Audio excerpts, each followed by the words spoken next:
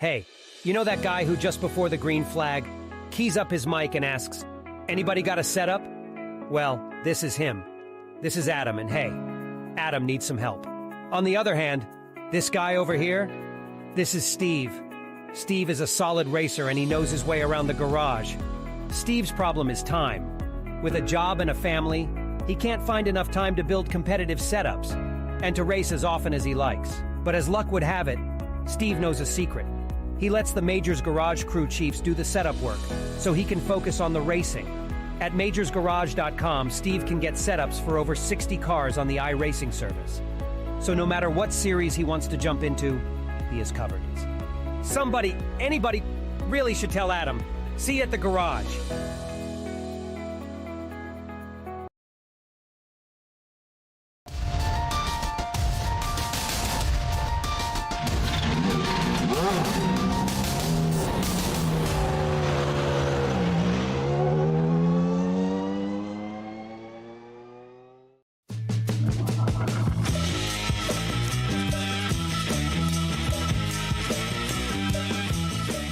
With races like the Indy 500, the British Grand Prix, or the 24 Hours of Le Mans all taking the limelight, it's easy to forget there is a lesser-known but popular style of racing out there. Getting down and dirty, short-course trucks have a passionate following, and once a year, they gather for their own crown jewel up here in Wisconsin. It's time we get ready to watch the Crandon World Cup, and you'll see it all here live on the Global Sim Racing channel. I am Joe Peak, and joining me in the booth is Roush Racing driver Joey Atterbury. Behind the scenes is our director Ryan Bauer, and he's using cameras provided by Ducky Beard. Those outside the dirt world might not know Crandon as well, so let's head to our track guide to take a closer look at this place.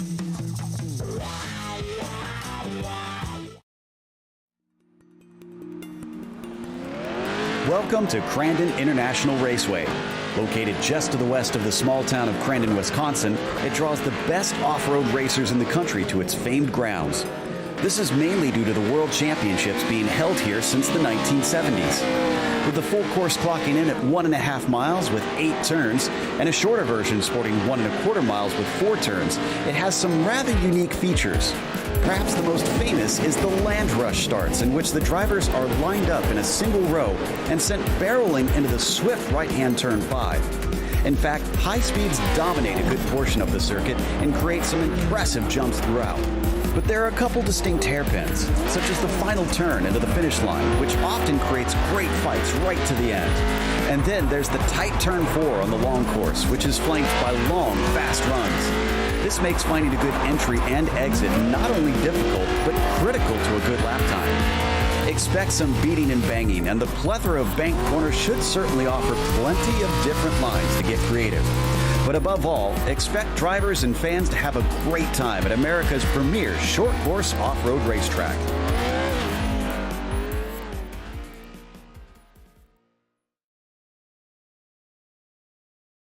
Well, on the somewhat small list of short course tracks that are dotting North America, Joey, Crandon certainly is perhaps the most famous and one of the best, I think.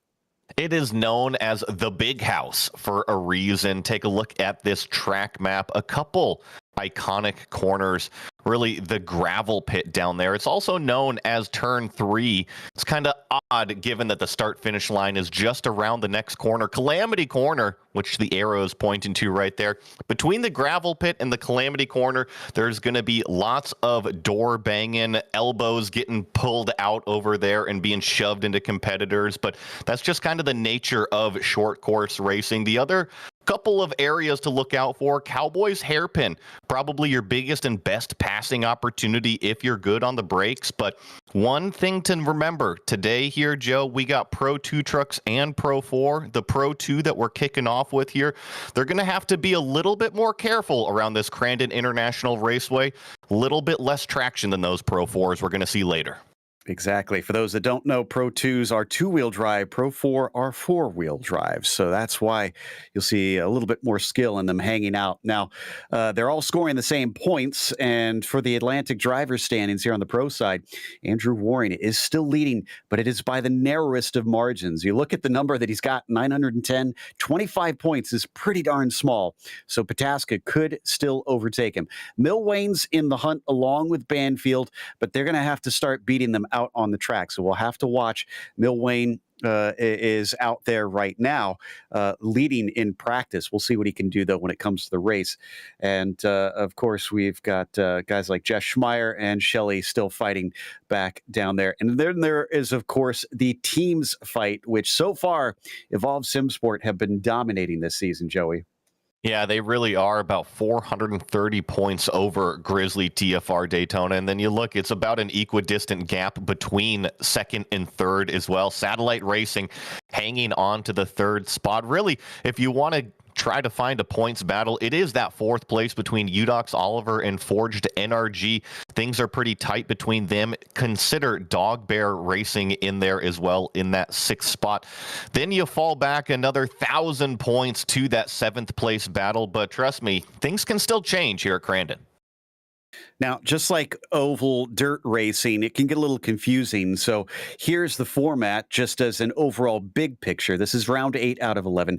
This is going to be a heat format that they're racing here today. And there's your two different trucks that you can choose from. It is up to drivers to figure out which one they want to race, but they won't score points against one another, though they will race against each other in a special World Cup race at the very end of this. It is open setup, and I'm sure setup will count for something, but driving style is so important when it comes to dirt racing. So that will find you a lot more speed. And every race has one spare car. So you're not necessarily out of it, but you're not probably going to get a win if you have to go and take that truck out of the pits and get back out on track, because there's no caution flags in this one. But right now, the drivers are out putting the qualifying in, and I made a note for myself on this, Joey. I don't think track position is going to be everything, but I think getting yourself good track position is certainly going to make life a lot easier. It will help. And the other thing is the track state is back to 0%. So what the drivers are facing right now in qualifying, going to be a little bit different than what we see in the race. As always, the series is sponsored by the Majors Garage. Make sure and check them out because they're the home of free Baseline Plus setups. Get help from any of the garage coaches 24/7. Sign up now for awesome, affordable monthly subscriptions, telemetry, coaching, and more by simply clicking on a link in the description below. Also, if you use our special discount code MajorsGSRC, you'll get 10% off. We also do something special in each of the majors races. They have a charity that is nominated by a driver in the offseason. This one is the Cure LGMD2I Foundation, which was created by the Brazo family when their daughter Samantha was diagnosed with limb-girdle muscular dystrophy, also known as LGMD type 2I. And that was at the age of 2. At that time, the Brazos realized that there was no organization accepting donations specifically for research for LGMD. So they decided to create Cure LGMD2I with a mission to spread awareness, provide advocacy for the patient community, and to raise funds to support research. To learn more, check out our link in the description below. Huge thank you to the community for bringing this on as their nominated charity this time. They do that every single round to try and raise money and awareness for various causes. Still don't have anybody with a lap in. They get 4 laps to set their fastest time out here. And we're on board with Mill Wayne. Ozzy is going to try and get himself a good position here in the Pro 2s, knowing that this is a great chance for him to make up excellent points in that championship hunt. Something else to notice about Crandon here is where the start-finish line is in relation to where they get out of the pits, also where the green flag is thrown, where the checkered flag is thrown. It's all kind of in different areas around this track, and I know here in qualifying, you actually have to pretty much do a full lap around this place before you get the green flag for your timed lap. That's why we're seeing such a long time before these trucks actually put down their flyer. Yep, and Travis Henderson is the first to set a time. at a 1:17.205. So what has everybody else got in comparison? Love all the paint schemes that they brought out. Some of the teams doing their kind of traditional garb, some doing some special stuff, since these are definitely unique to a lot of other vehicles on iRacing.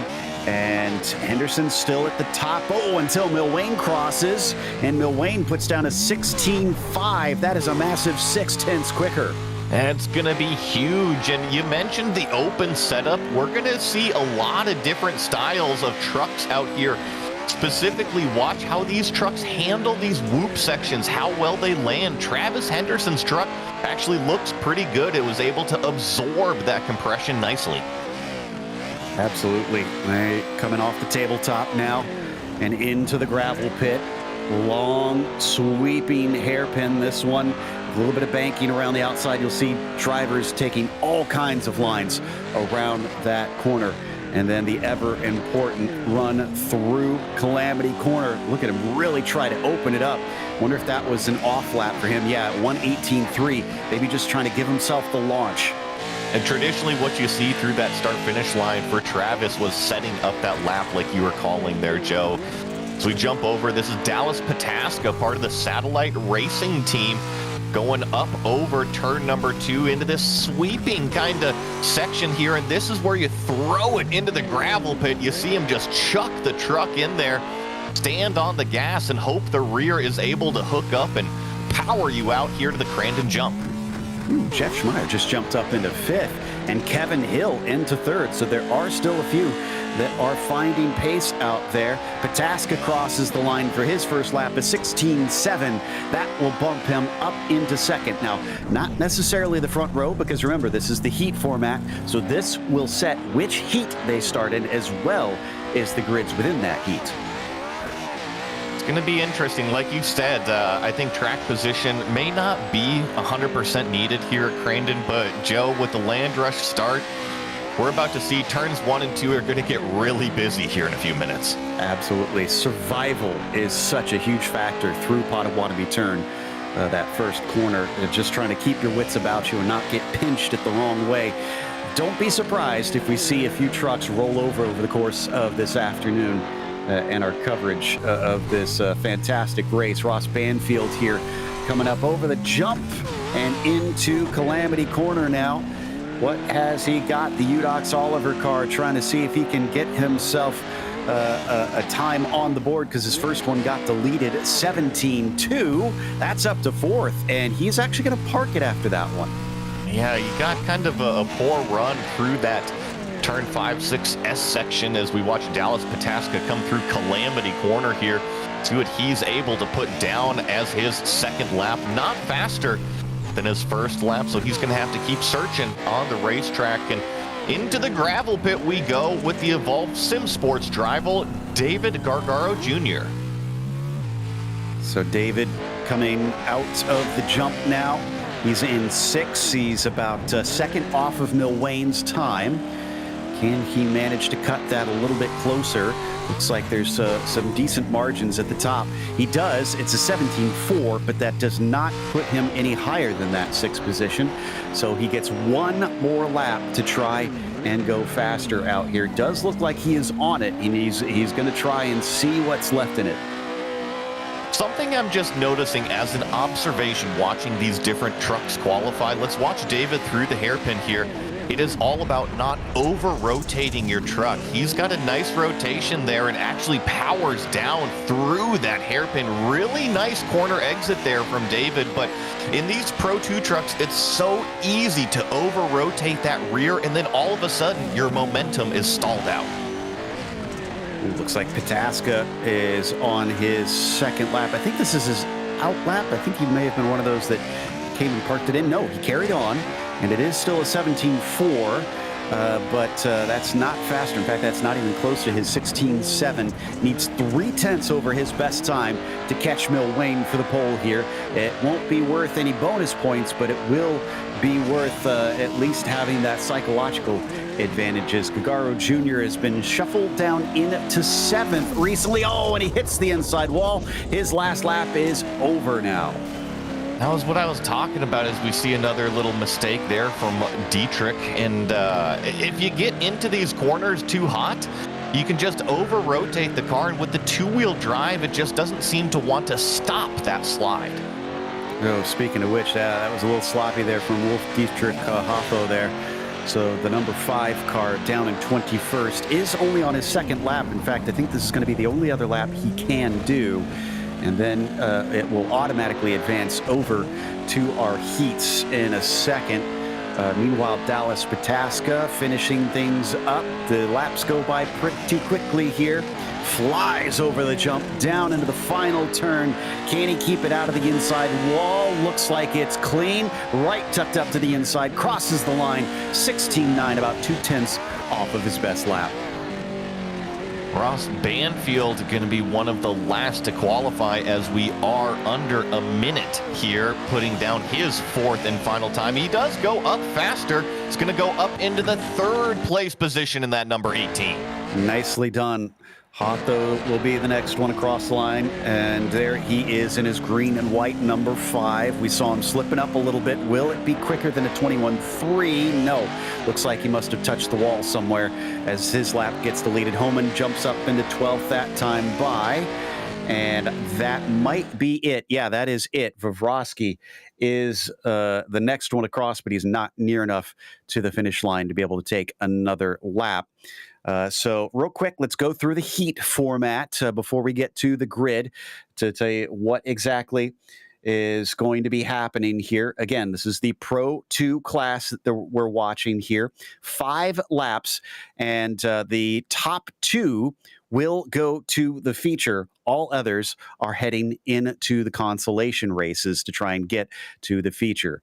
So looks like we're gridding up. So let's go through our first starting grid. 8 cars taking part, and Ozzie Milwayne will be on the pole. Travis Henderson will be in second. David Gagaro Jr. starts P3, followed by Stephen Grabowski in 4th. Jeff Cardamone will start in 5th, followed by Jason Wallet in the 6th spot. Stuart Elder in 7th, and Michael Hogg in 8th. All right, this very different type of start here. This one, Joey. I mean, how do you even prepare for something like this?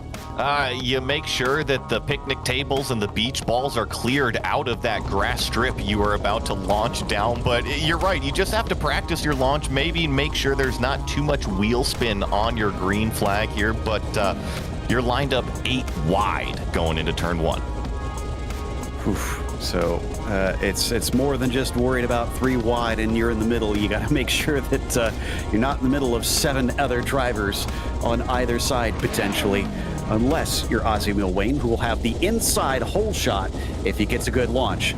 Lights are up. Getting ready to start the first heat. Already we got a jump start with the number 42. Green flag is out, and that was David Gagaro Jr. A black flag to serve is going to put paid to his chances. He's going to have to hope for some attrition. Milwayne will get the whole shot into Potawatomi turn, as the rest of them have a very actually orderly run into the first corner.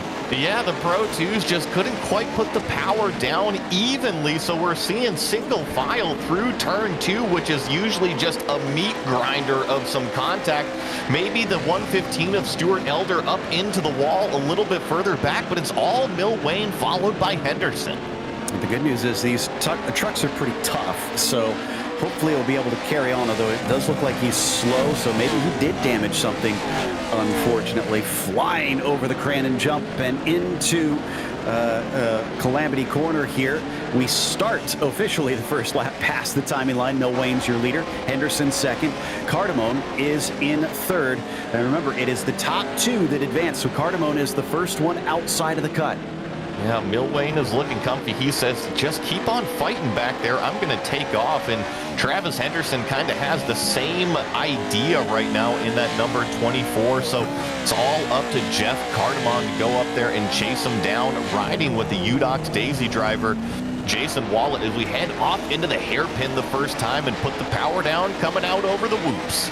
Not sure what happened to Gagaro Jr., but he seems to have left. Okay, he's reconnecting here, so maybe he had some connection issues or something, but he did have that black flag, so hoping that he didn't rage quit on that one. Looks like he is at least going to try and get back in this. but Elder is in pit lane having to take that spare truck, while Milwain leads Henderson by about a second and a half as we get ready to complete lap 1, and they're already dropping Cardamone by a pretty decent distance. Yeah, and Cardamone is actually gapping it out over Grabowski behind him as well. So really 1, 2, 3 kind of equidistant gaps. And to talk about that start real fast, Joe, with David Gargaro Jr., it's not practiced very much because you can't just set up the lights in practice. So if you forget to put it in gear and then grab first, it can lurch on you. That's a good point. So drivers need to make sure that they practice everything out here. Milwain carries on down towards Cowboy's hairpin, named after the late starter who used to begin these races, walking to each truck one by one, giving a point towards them to make sure that they're good, and then the flag is dropped. But sadly with us no more, so they've named the corner after him where they all line up. They fly through Potawatomi turn.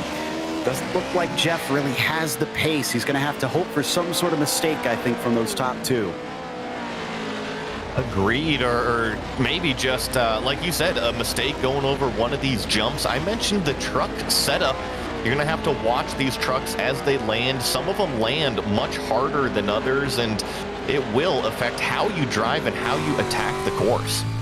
Stewart apparently had a failure with his VR headset, hence why the car was kind of creeping along the wall.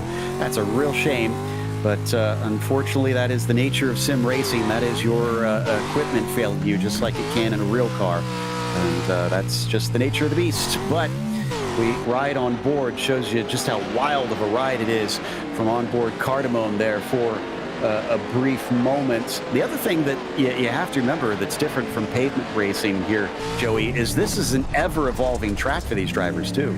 It's a great point. Right now, it's relatively green, as we call it. There isn't too much dirt washed away. However, as the heats go on, as we get the features and everything, you're going to see more of that racing line appear throughout this racetrack. And eventually, we might even see a blue groove depending on how many trucks and how many laps we do here today. Yeah, that's a good point. In fact, let me double check. Yeah, we've got 3 heats, it looks like, that we're going to be having here. So the drivers will get a fair amount of racing out there. The more heats that we have, the more cars that are out there, the more it's going to wear it in throughout. Boy, really cutting inside there is Travis Henderson, taking the far inside line. Jason Wallet not quite climbing up on that grass as he exits out and heads over the jump, flies over, and clunks down into the dirt. These trucks are made to take that. The suspension has to be so incredibly beefy on these things. Hey, you look at how many shocks and springs they got, and it is just all over the place, like you said, with the amount of travel they have. And look at this, with 2 laps to go, this transfer battle between Cardamone and Henderson looks like Jeff Cardamone is starting to hunt down the 24 truck. Get a little bit closer, and he's tucked tighter inside, but I wonder if that cost him a bit on the exit. Does look like it's back up to about 1.3, 1.4 seconds, so tiny bit slow off that tiny hairpin. And then coming through the sweeper towards the barn, another big jumps that you run over before you have to really come into an uphill left-hander into the tabletop. Henderson put a Darlington stripe on that Crandon wall out there, getting all the way up against the concrete. You can tell Henderson right in front here is trying to push the limit because Cardamone has closed that gap. And here's Stuart Elder. He's back out on the racetrack. He finally figured out how to put those tear-offs on his visor so he could see. We often hear commentators joke about using Control-Alt-Delete. I mean, that might actually be what he had to do here to get this one going and back on track. So, interestingly, he's still in 7th. Gargaro Jr., because of his disconnect, is still sitting in pit lane. Not sure what's going on there, if he's just going to sit back and let this play out, knowing that he's still got the consolation race to try and make it in. Here is your leader, though. And we are on the white flag, so this is last lap. Remember, finish line is not where we see this start line here. He is going to carry on around until out of Calamity Corner to wrap up this race. really been in charge ever since the green flag. He got that huge traction the whole shot and just been putting in smooth laps the entire time. In fact, his last lap is his fastest lap, so he's continuing to push it. Won't have to push for too much longer. With this, he'll automatically get into the feature, so he can sit back and relax and feel safe knowing that he's going to be starting, I think, from the pole on that feature race. With this win in the first heat, Ozzie Milwane out of the final corner, and a relatively easy win as he crosses the finish line of the first heat.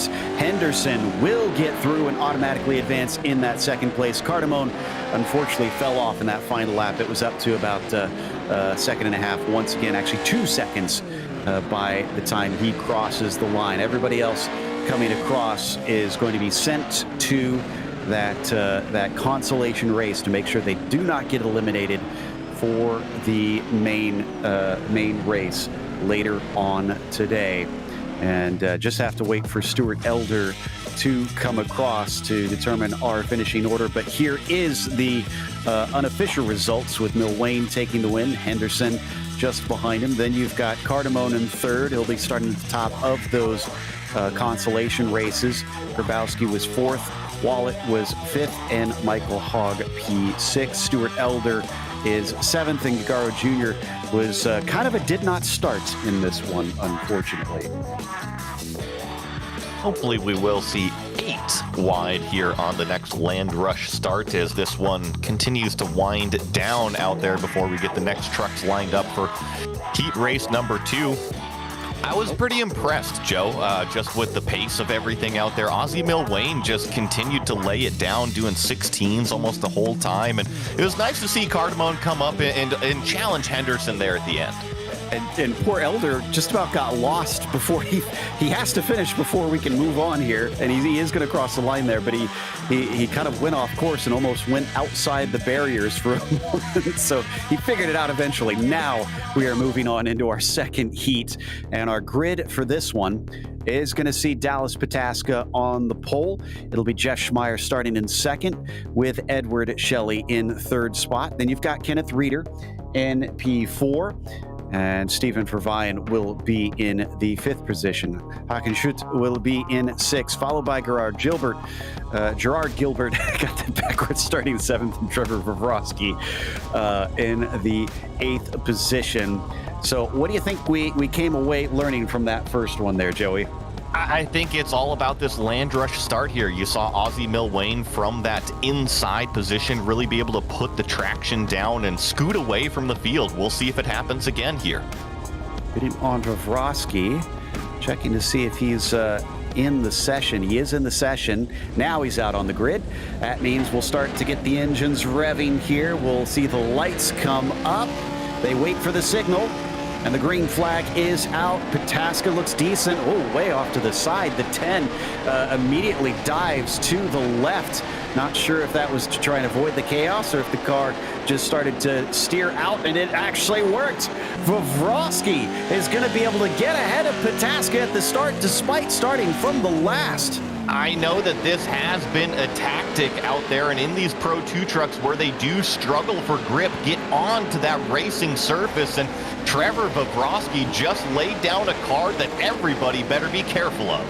Interesting stuff. So it could be a bit of an advantage if you start from the far outside and you get into the dirt early. So he is now up to the lead. Pataska still advancing as it sits, but Edward Shelley is in third and is in close contact with these two. Gotta be careful here. You know Pataska is wondering, how did that 10 car make that move? And he is now on a mission to get around Vavrovsky. But like you said, Edward Shelley right on the bumper of Pataska as well. This could get a lot more interesting than what we saw in the first heat here, because we got a car theoretically somewhat out of position.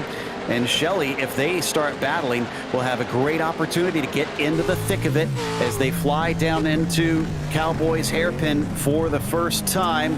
So far, so good. No change of position.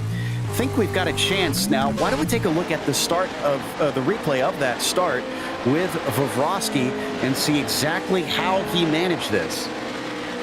Yeah, what we're basically going to see is he's going to be lined up on the outside as actually Pataska looks down to the inside, Gonna get choked up just a little bit through turn number 2 there. Doesn't quite get the run, but Joe, I'd watch out for Pataska into the gravel pit here. Let's see if he throws a slide or no, he's gonna stay in line. He's got to hold just to make sure that he doesn't make that pass. I think he clipped the inside berm there coming up to the barn, so I think that may be what cost him. But it looks like he's not going to be able to get there in time. Those top 3 still only split by a little over a second, so it is tight. Let's take a glance at that start here. And yeah, look, he immediately steered it off to the side. Usually we'd think that would slow him down, but the dirt just a little bit more grippy than the grass, apparently. You know, if this was an F1 start, you would have your car angled over towards that dirt. Get into the grip as soon as you can. And it worked an absolute treat. So up to the lead he goes, still in that position as they head through Cowboys hairpin for the second time now. Shelley's starting to lose a little touch, and Jeff Schmeier is now gaining on the back of that 34. I think what's most impressive is Vavrovsky starting way down there in the 8th place position is holding the pace. You know, if Dallas Pataska is not able to go up there and pass him right now, so not only a great hole shot, but I think Vavrovsky consider him for a win. Indeed, so maybe just messed up his qualifying here and was meant to be in that top spot, decided to make the best of it, and is now running at the front. Still Pataska hounds him at every corner, hoping that maybe he can capitalize on a mistake or just find some sort of opening like he does here, getting underneath him just a little bit down through Calamity Corner. Not enough overlap, though, to make anything happen. And in these Pro 2 trucks, it's a little bit harder to just kind of chuck the truck in there and have it save you on corner exit. It's a little bit more of a fine dance. You see how much counter steer is really involved in driving these trucks, and if you over-rotate that, you simply cannot put the throttle down. It's one of those things you wouldn't expect, that finesse is a thing here in these dirt trucks, but it very much is.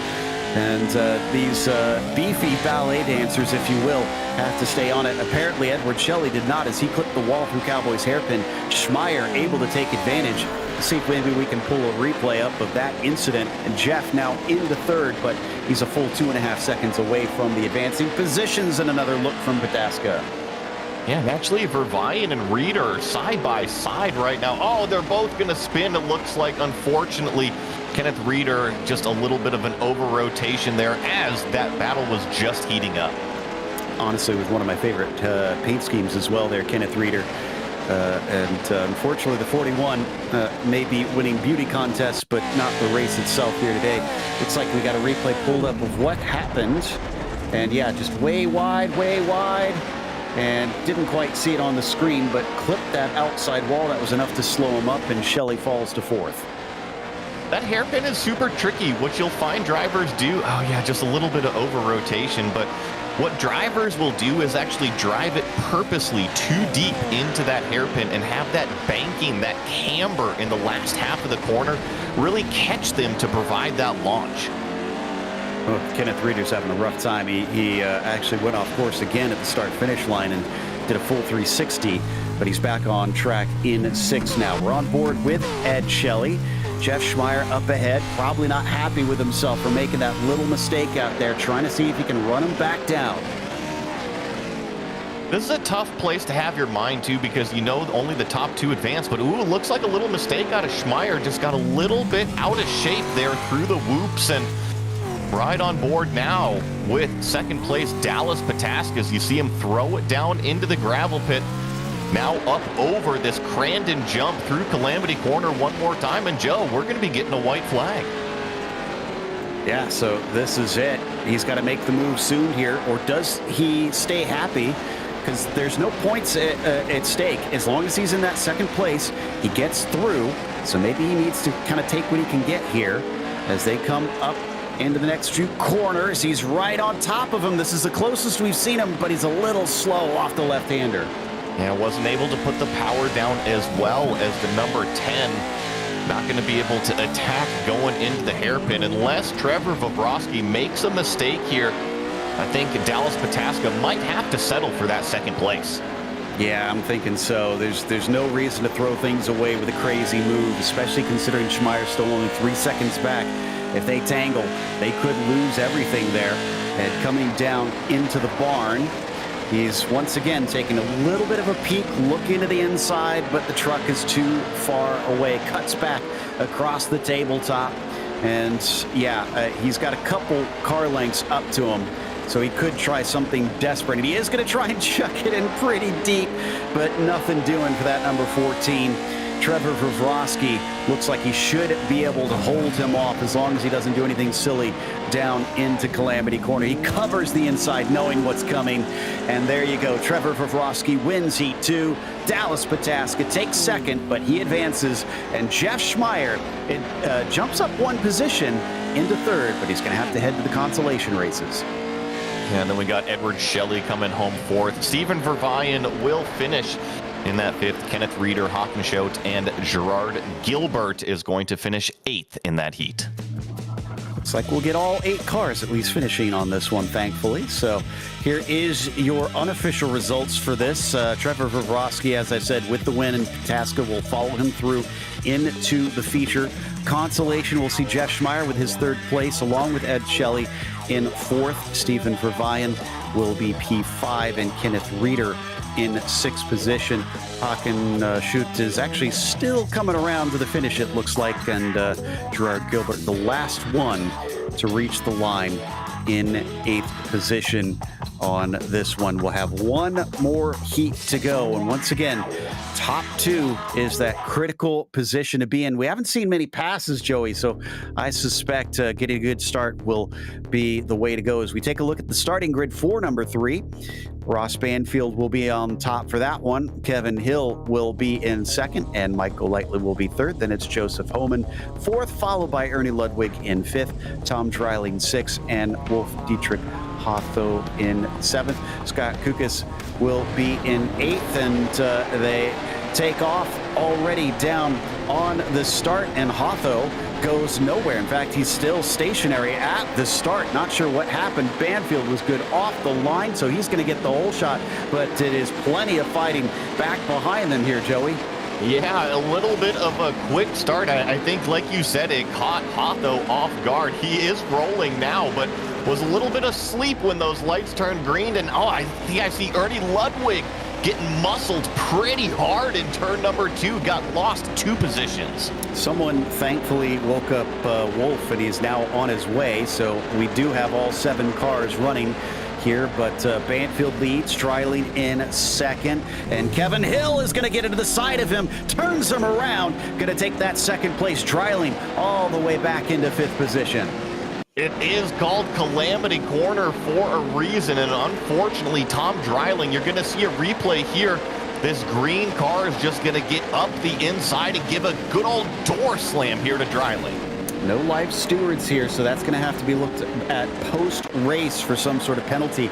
But that's little consolation for Dreiling, losing so many spots there. And now Kevin Hill tries to chase down Banfield. And there you can see behind him, that is Homan, that is trying to take away that transfer spot from him. But he's got about a second and some change to make up.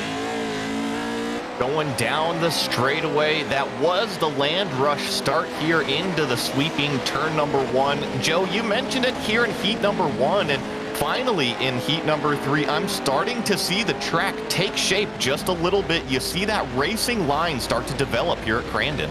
And Homan has now made a mistake. He had a bad landing, I think, off of the jump, spun off the course, and is into 5th. Dreiling is now back up to P4. There's 1 down, still needs 2 more to go to get through to the feature automatically. Take a look at this replay of exactly what happened here to Homan. Go down into this sweeping turn number 1, and he was a little bit off course there with the turn in. See exactly what happens, and then the whoops really caught him off guard, over-rotates the truck, and that's such a tricky technical section of the racetrack, Joe. It's kind of taken for granted. So we were supposed to have 8 drivers, but we seem to have lost at least one of them. I think Scott Kukas is not in the session right now, so 7 out of 8 starters did manage to get going. It is still Banfield up at the top, but here we can see Ernie Ludwig out of Cowboys hairpin. starting to lose touch with Kevin Hill here. It's up to 4 seconds between them. That's good news for Kevin Hill, though. Good news for Kevin Hill. He doesn't have to worry about it too much. Tom Dreiling is kind of a little bit further back there from Ernie Ludwig in that 26 that we're watching on screen. So kind of equidistant gaps between the top three. If you're Ross Banfield and Kevin Hill, you're loving it. If you're Ernie Ludwig, you're like, hey guys, hold up, I want to come race. On board with Homan after his spin. That's Dreiling just in front of him. And actually, we can still see Ludwig up there. He's still in the frame, so this is not over. We're only on lap 2 right now for these drivers, so still plenty left to go in this last heat.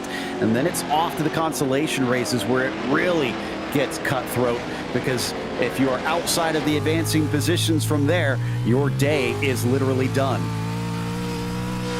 Jump up to Kevin Hill here as we go down the back straightaway into this cowboy hairpin. You see that Ross Banfield is really driving it into the hairpin and then making that launch come out, while you saw Kevin Hill kind of take more of that intermediate, that middle lane through that corner. Yeah, it surprises me how hard some of them are driving into the turn. I think trying to get the launch off of it would be the way to go, but they're out there on the track and I'm not, so they know what they're doing. And up at the top of it, this is Hill still chasing Banfield. It's about 2.1 seconds between them right now, so Banfield is well out of the danger zone at this stage. And to talk a little bit more about the track involvement here as we do start to see the racing line develop, what you will see from the drivers is they'll start to use that cushion. You see the clean line and then that ring of kind of darker dirt off of the racing line. Well, the drivers, they're going to put their outside rear tire on that cushion, kind of use it as a little bit of extra grip, a little bit of extra banking to help drive the truck a little bit more. Such an interesting area up here in Wisconsin. So much of the land shaped by glaciers, so you have some strange little elevation changes and outcrops, but they've used it to great effect around this circuit. Look at them just sweeping through as they just drift themselves around that tight little hairpin. And Kevin Hill actually gained a little bit of time. It was down to 1.9 seconds briefly. I would love to go to the big house, to Crandon over here for their big events. I mean, I'm jealous that I haven't gotten to go yet. I've heard it's pretty much like Sebring, but off-road racing. That sounds like an incredible time, honestly. We're going to check out with Dreiling, 2.2 seconds behind Ludwig right now. We can just see him up the road, watching from the helmet cam here, off the jump, crunching down into the landing. And then we swing into the gravel pit. Ooh, way wide there for Ludwig. He was definitely up into the rough stuff. You don't want to get that far out of the cushion. No, you don't. It's just slippery out there, and it might feel okay. The truck feels and drives okay in that stuff, but it just is not making any sort of speed. So just want that outside rear tire to really glance against it, almost lean up against it. Hence why they call it the cushion. Just use the little bit of softness to help you turn. And out of the hairpin, once again, our leader still hovering at about roughly 2 seconds ahead of Kevin Hill. Had a nice gap through that sweeping turn number 1 for the first time. See Kevin Hill behind using a little bit of a wider arc, but it's all about the whoop section there as Ross Banfield goes across turn number 2. Just a couple more corners here, and he will claim that checkered flag. Time flies when you're having fun, and this is definitely some of the most fun on iRacing, I think, as we come into the final turn. Banfield smoothly through, one more to go. Off over the jump, hits the landing. Oof, boy, he is turning in early, though, but he gets control of it. Just about gave it away for a brief moment. The number 18 is going to win heat number 3. Kevin Hill will follow him through, advancing on in second. And Ernie Ludwig is going to be a distant third, but will be among the top runners in the consolation races when we get there. Dreiling behind him, go lightly. And then Hotho eventually got the truck going and actually isn't going to finish last because Holman looks like he had some more problems. out there, as he's not going to see the finish line on this one. Ross Banfield, your winner, as we said. So there you see Hill in second, followed by Ludwig, 13 seconds behind the lead. That is how distant he was by the end of those 5 laps. However, let's take a look at the consolation format. Still in the Pro 2 trucks. Now, this one is going to be 7 laps.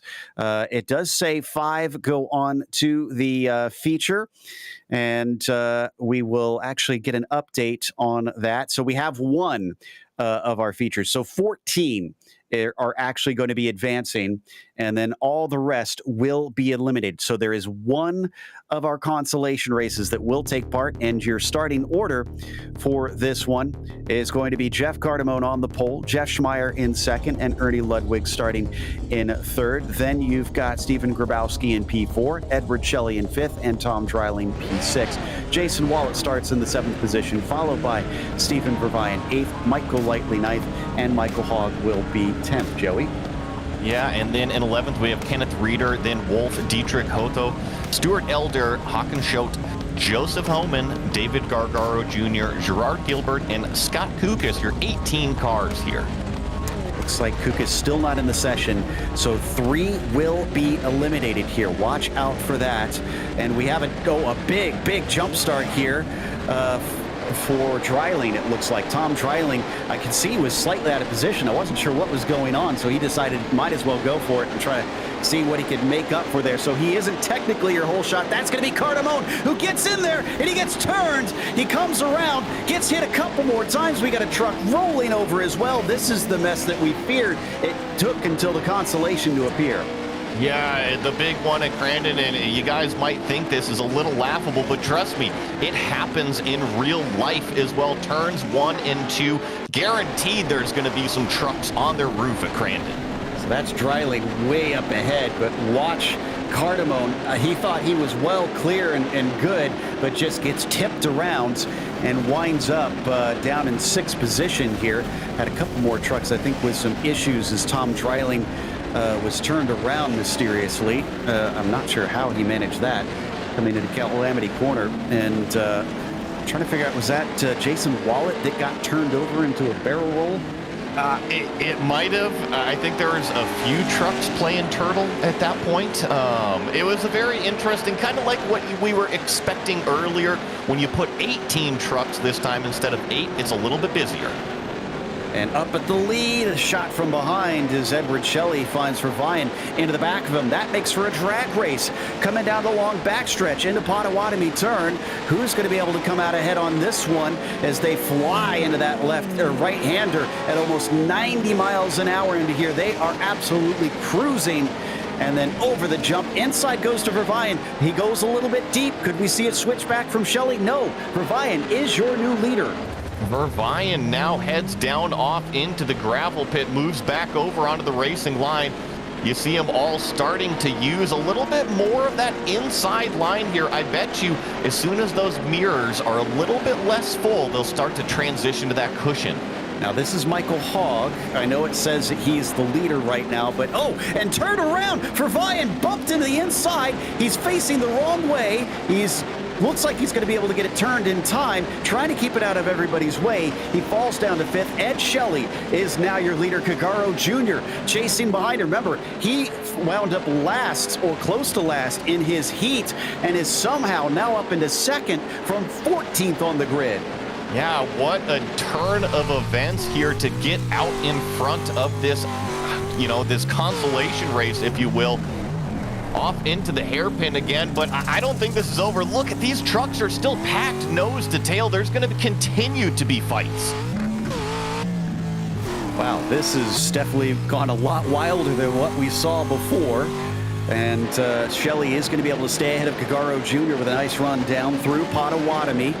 So there's your P1 and P2. Meanwhile, Hakan Schutz back here is the last of the transfers, despite, I think he had to take his spare truck. Yes, he did. So he had to go into pit lane, take the spare truck, and is still back out there, last one that will get through. Well, and you look right behind Hawken is Jason Wallet. That is that battle that you were talking about. The top 14 go on. So Jason Wallet right now, that 658 truck that you just barely see back there, kind of that purple scheme truck, he is trying to catch Hawken Show in that blue Pro 2. Doing everything he can to keep up with him. From on board with Wallet. I can't imagine how fun this must be in VR headsets as well. Whoever might be in that one, just watching from the helmet cam. But flying into the gravel pit, he still has to make up about 3 seconds to catch up to the Norwegian driver. So doing everything he can to stick with it. Ed Shelley hoping to maybe get to pretty good position for the feature itself. Gagaro Jr. behind by about 0.7 of a second. Shelley doesn't necessarily need to win this, but it'll be a much better start position. Look at that truck really snap on him when he lands. We talked about the track changing. I haven't talked about how the drivers are going to have to attack it, maybe a little bit with the cushion, but trust me, the setup, it works differently when the track is green versus when you're all rutted up and have a blue groove. So if you have a little bit of a tight truck that understeers in this new track, well, trust me, you are in for a world of hurt when it starts to get blue groove. We got to go back to our lead because Shelley just had a big moment trying to gather the truck up through Calamity Corner. Gigaro almost had a chance to sneak inside him. I think he had to check up, unfortunately, to keep from running into him. That truck looks very, very loose. The 34 using the tail out all in every corner. You mentioned you don't have to win, but as a racing driver, David Garagaro Jr., imagine what it does for your confidence if you can go and take away this win, make the pass, and get the checkered flag heading into the feature. Indeed, a lot more shallow exit there for the 42. Doesn't seem to have done him a whole lot of good. Go Lightly kind of showing in the background behind them, still remaining a presence. And will he be able to catch up to them, especially if they start battling? We're going to be 3 to go when we get to the line here, so he could try and catch up depending on what happens between those top two. What about with Grabowski trying to catch up to Schmeier here? Half a second between the pair of them. Landing hard off of the whoops, go through the sweeping left-hander here. It's all about carrying the speed down into the gravel pit. He's not going to quite be close enough to make a move here, but do what kind of speed he can carry throughout. Don't forget, the closer you get behind, iRacing does even mimic the fact that dirt gets thrown up on your helmet in these trucks. So drivers have to map a tear-off, a visor tear-off button somewhere on their rig. You know, my favorite story on that, honestly, is that I saw a driver in the forums when dirt racing was introduced that raced in VR, so he put a button on his headset so that he had to actually reach to his face like he would in real life. That is fantastic. I haven't heard of that one before. I've heard some silly iRacing stuff, but iRace in VR, and you're right, Joe, here in the off-road racing, that hairpin, for example, being able to turn your head and look in the VR, it's a pretty big advantage. Indeed. Oh, and Go Lightly may be losing a spot to Cardamone here. Look at that, coming around the outside. Remember, he got hit hard, and you can see the damage on the right-hand side of the truck on that first lap. But he's going to be able to move back into third, although a big look underneath from Go Lightly shows he wants it right back. Yeah, and they're going down into the gravel pit here. Let's see if Go Lightly's going to make a big move, but it's really Vervayan, I feel. Watch that yellow and black truck. He was involved in some skirmishes a little bit earlier on, so I think he's got something to prove. Ooh, big look to the inside for Vervayan. Wants this spot back, tries to get underneath him, just no room at the end, unfortunately. Switches back across, oh, but he loses a little control, and there goes that gap for him. It's back down to 2 in this battle between Cardamone and Go Lightly for a podium in the consolation race. Back to the leaders in the meantime. Gagaro Jr. on the heels of Shelley. At times, he's been able to get to the inside like you saw right there, but the inside line just does not give the momentum off the turn. I really feel like this number 42 truck in second place is a little bit faster than our leader, but he's been very well-mannered back here in second place. He hasn't shown the nose in any improper areas, but here we go, side by side through turn 2. the way up onto the quarter panel, but can't quite get up alongside. Yeah, you're right. Gentlemanly racing between this pair. Very fair so far. They're not trying to barge one another out of the way. They are coming upon some traffic. It's Tom Dreiling, who is currently in 16th, so he's not fighting for any sort of position. We'll see if he tries to pull out of the way.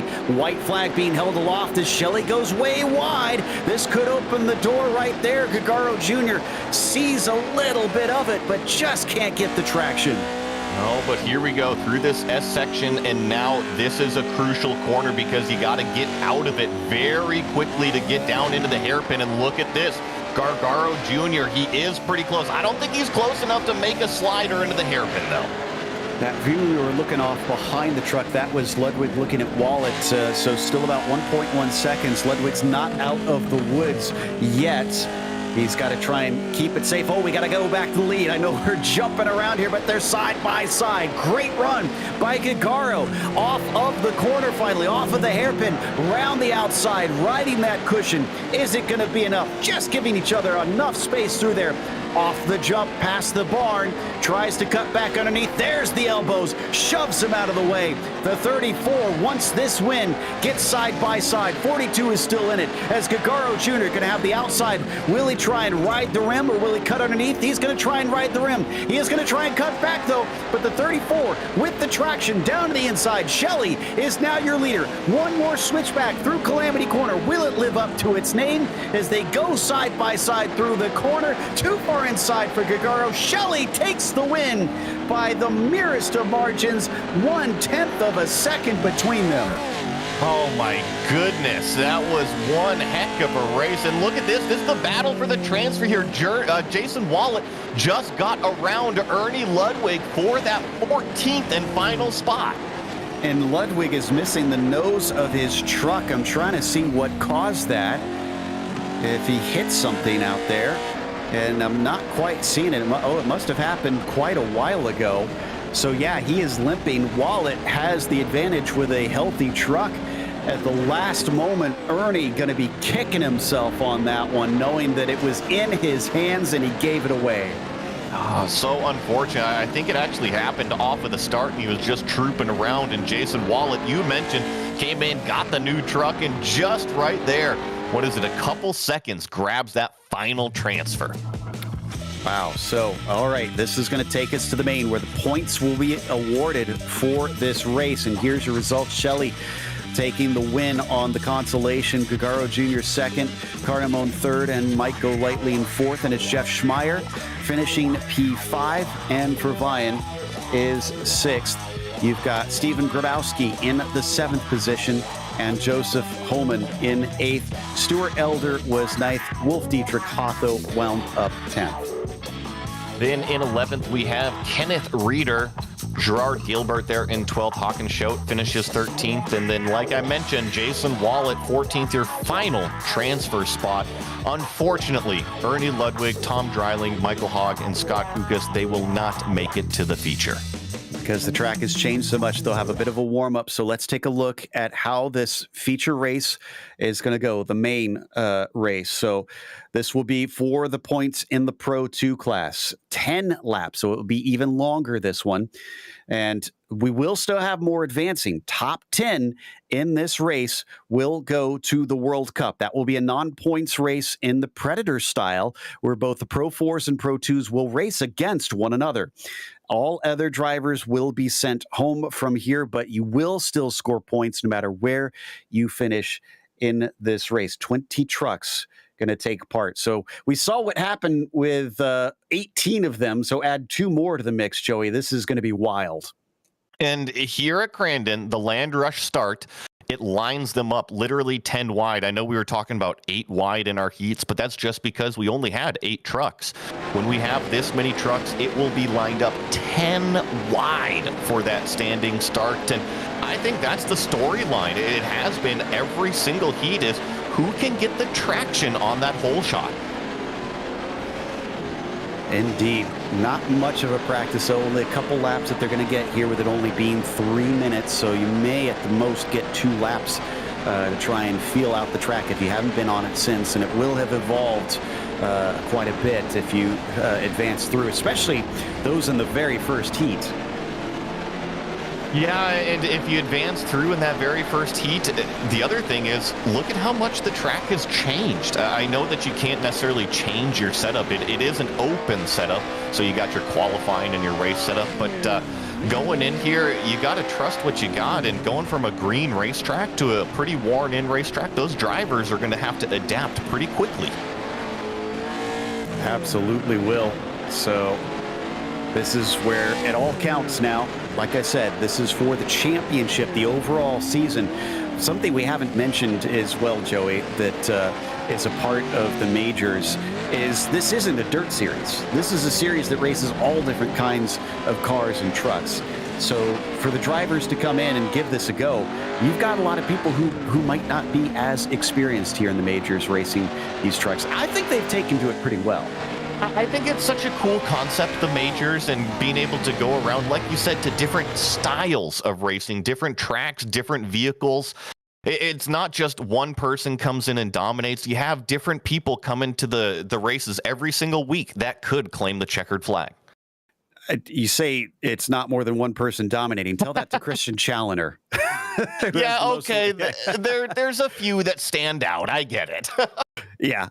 In the meantime, we've got our grid ready. 20 cars taking part, and Ozzie Milwayne is on the pole. Trevor Vavroski will start next to him, with Ross Banfield the next one in third. It's Travis Henderson in fourth, followed by Dallas Pataska P5 and Kevin Hill in sixth. Edward Shelley seventh, and David Gagaro Jr. in P8. Jeff Cardamone starts ninth, and ending the first row, it is 10th for Mike Golightly. Then we have Jeff Schmeier in 11th, Steven Verweyen, Steven Grabowski, Joseph Homan, Stuart Elder, Wolf Dietrich Cotto, Kenneth Reeder, Gerard Gilbert, Hawkenshote, and Jason Wallet, your 20 trucks. All right, we wait for the last of them to grid here. We keep seeing some false starts out there, so hopefully drivers will be paying attention on this one. And quite a bit of wind compared to what we saw before. 15 miles an hour. When you sail through the air, you don't exactly want that blowing you around as the green flag is out. And coming off the line, does look like we got a few that are doing better than others, including Milwayne, who is well ahead by the time they get down to Potawatomi turn. Cardamone around the outside compared to what he was before in the consolation. He still gets a little bit of a hit, but he will move himself into third. It looks like a relatively clean start there through Potawatomi turn. And it looks like Evolve SimSport, they couldn't have asked for anything better. Ozzie Milwayne leading Kevin Hill 1-2 out front. Jeff Cardamone in that third place. And look at that, Trevor Vavroski, who pulled that wonder start in Heat 1. He's now going to overtake for third. Fantastic stuff. Great over-under there from the number 10, and puts himself ahead of Cardamone. Travis Henderson getting shuffled down a little bit into P5. Finds himself a little space as they pass the finish line here, starting the first lap officially and heading up the hill. I know, Barney's got to be so confused here at Crandon on where to start his stopwatch, but it's all Ozzie Milwayne, Kevin Hill, single file, really for the first 7 or 8. I'm actually looking back. Dallas Pataska down 3 positions. Ross Banfield down 4. They got swamped on the start. Oh, man, that is a real shame for them. Homan had some problems. He's in pit lane, so not sure what happened there. In the meantime, we head down the back stretch, and it does look like Edward Shelley might lose another spot to Ross Banfield, who's coming back into it now, into 6th place, trying to make up those lost positions as they fly past the barn. Milwayne looks like he is the one with the fastest truck today because he's running away. He ran away in Heat 1, and you're right, he's doing the same thing. And I'm most impressed by this truck right here, this number 10, Trevor Vavroski. Remember, he didn't really do anything in qualifying. Had that mega start where he just showed the traction on the racing line in heat number 1, and here he is fighting for 2nd place. Coming down into Calamity Corner. In fact, I don't know if we could see it up there ahead, but the 10 did take a big look on Kevin Hill for that 2nd spot. As we continue to ride on board with Jeff Schmeier there for a brief moment there, we have that battle for P2. Hill probably wanting to make this an Evolve SimSport 1-2 and is having to play some hard defense here. using a little bit of the banking Bobrovsky was right there. And I think what he's doing, he's just trying to work Kevin Hill into some different lines a little bit, get him off of that racing line, see if he can open the door just a little. As they pop over the whoops down the back stretch and then sweep it into the right-hander of Potawatomi turn. 10 still staying a serious threat there on the outside as they fly down across the barn and into the tabletop. Cardamone also kind of in the background watching. Look at this battle, though, between Henderson and Banfield. This is for 5th position. Yeah, and I can say Pataska just got around Shelley as well as Banfield, now looking to the inside of Henderson through the gravel pit. Actually, a very well-executed pass here from the number 18. Right on top of him. Look at how slow it is into this right-hander, though. Coming down through Calamity Corner, all of them having to get it woed up into there, but Banfield is back up to only 2 lost positions. He was down as far as 3 lost positions before. Ooh, and Dallas Pataska, he's one that you usually expect to be way up at the front, but he's down in 8th position and is doing his best to see if he can shake this free from Edward Shelley to get into P7. He's faster than Shelley. He's gotten by him a couple times, but Edward Shelley is just racing so well. He does these over-under moves when Pataska is able to get around him. And here's Dallas once again just getting checked up behind Edward Shelley. And now he's actually got to play defensive against Jeff Schmeier. So he cuts him off coming down into the right-hander. That actually slows up the 14 enough that Schmeier has an opportunity as they fly over the jump and give a clunk back down to earth. Doesn't look like anybody managed to get the traction to send it into the inside there of turn 2. Now into gravel pit. So there's a big look from the 14. Pataska gives a hip check to Edward Shelley. Is going to be able to stay side by side briefly before once again the blue and green car of the 34 able to just eke away. And you gotta wonder when Pataska's elbows are gonna come out, because he's been very nice with this battle, and so is Edward Shelley, but eventually I think it's gonna boil over as we jump back up to Travis Henderson, trying to get this 5th place from Jeff Cardamone, who almost gets into the back of Ross Banfield. Along the run towards the hairpin here.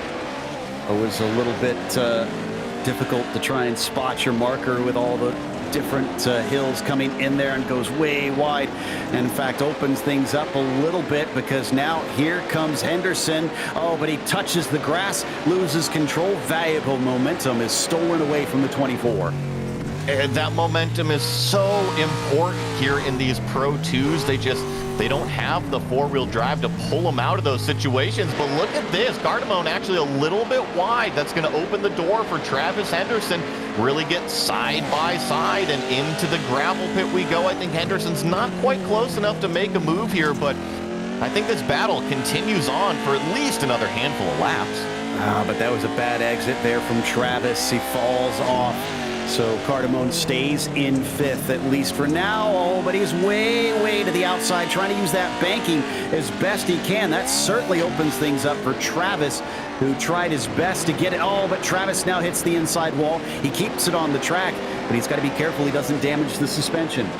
Yeah, and actually, you know, I was expecting it to take about another lap, but the number 14 of Dallas Pataska has immediately caught Henderson and Cardamone, so I wonder how quickly this number 14 truck is going to try to get through these couple of others.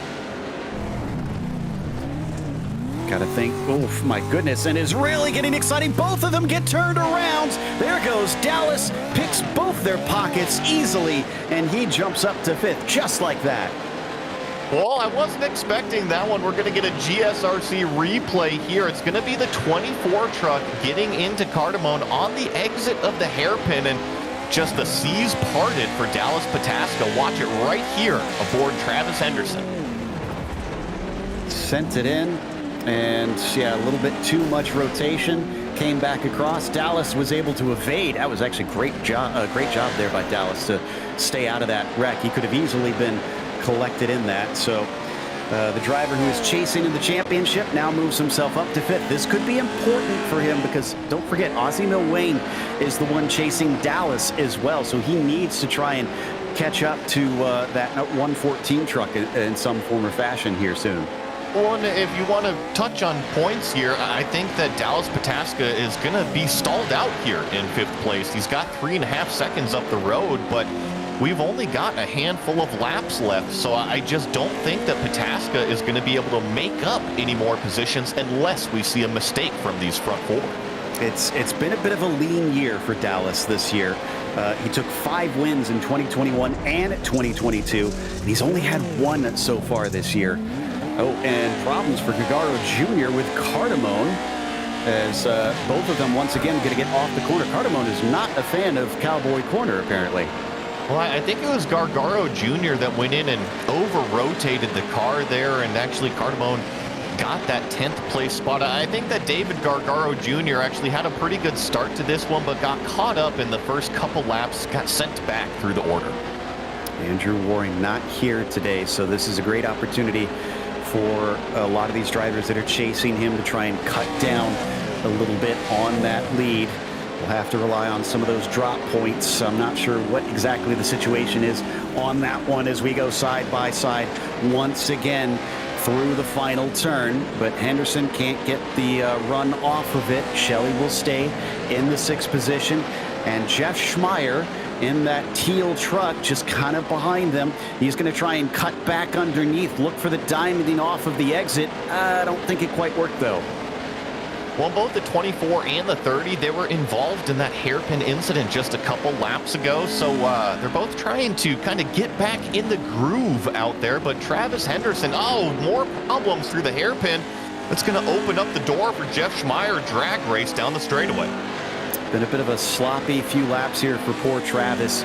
So now Jeff into 7th, up 4 spots. This has been a great race for Jeff Schmeier so far.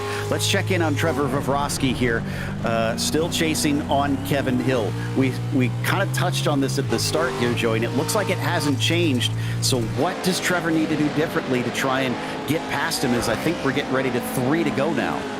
I think, yeah, you're right, 3 to go. If you can get up there and just kind of get them off of that racing line a little bit, that can be what opens the door to kind of stick your nose in there. But both very even on speed. We've seen tremendous respect out of a lot of these drivers, especially up at the front. I think that if you're Trevor Vavrovsky, you got to close it in to be on the bumper first before Kevin Hill's starting to get rattled.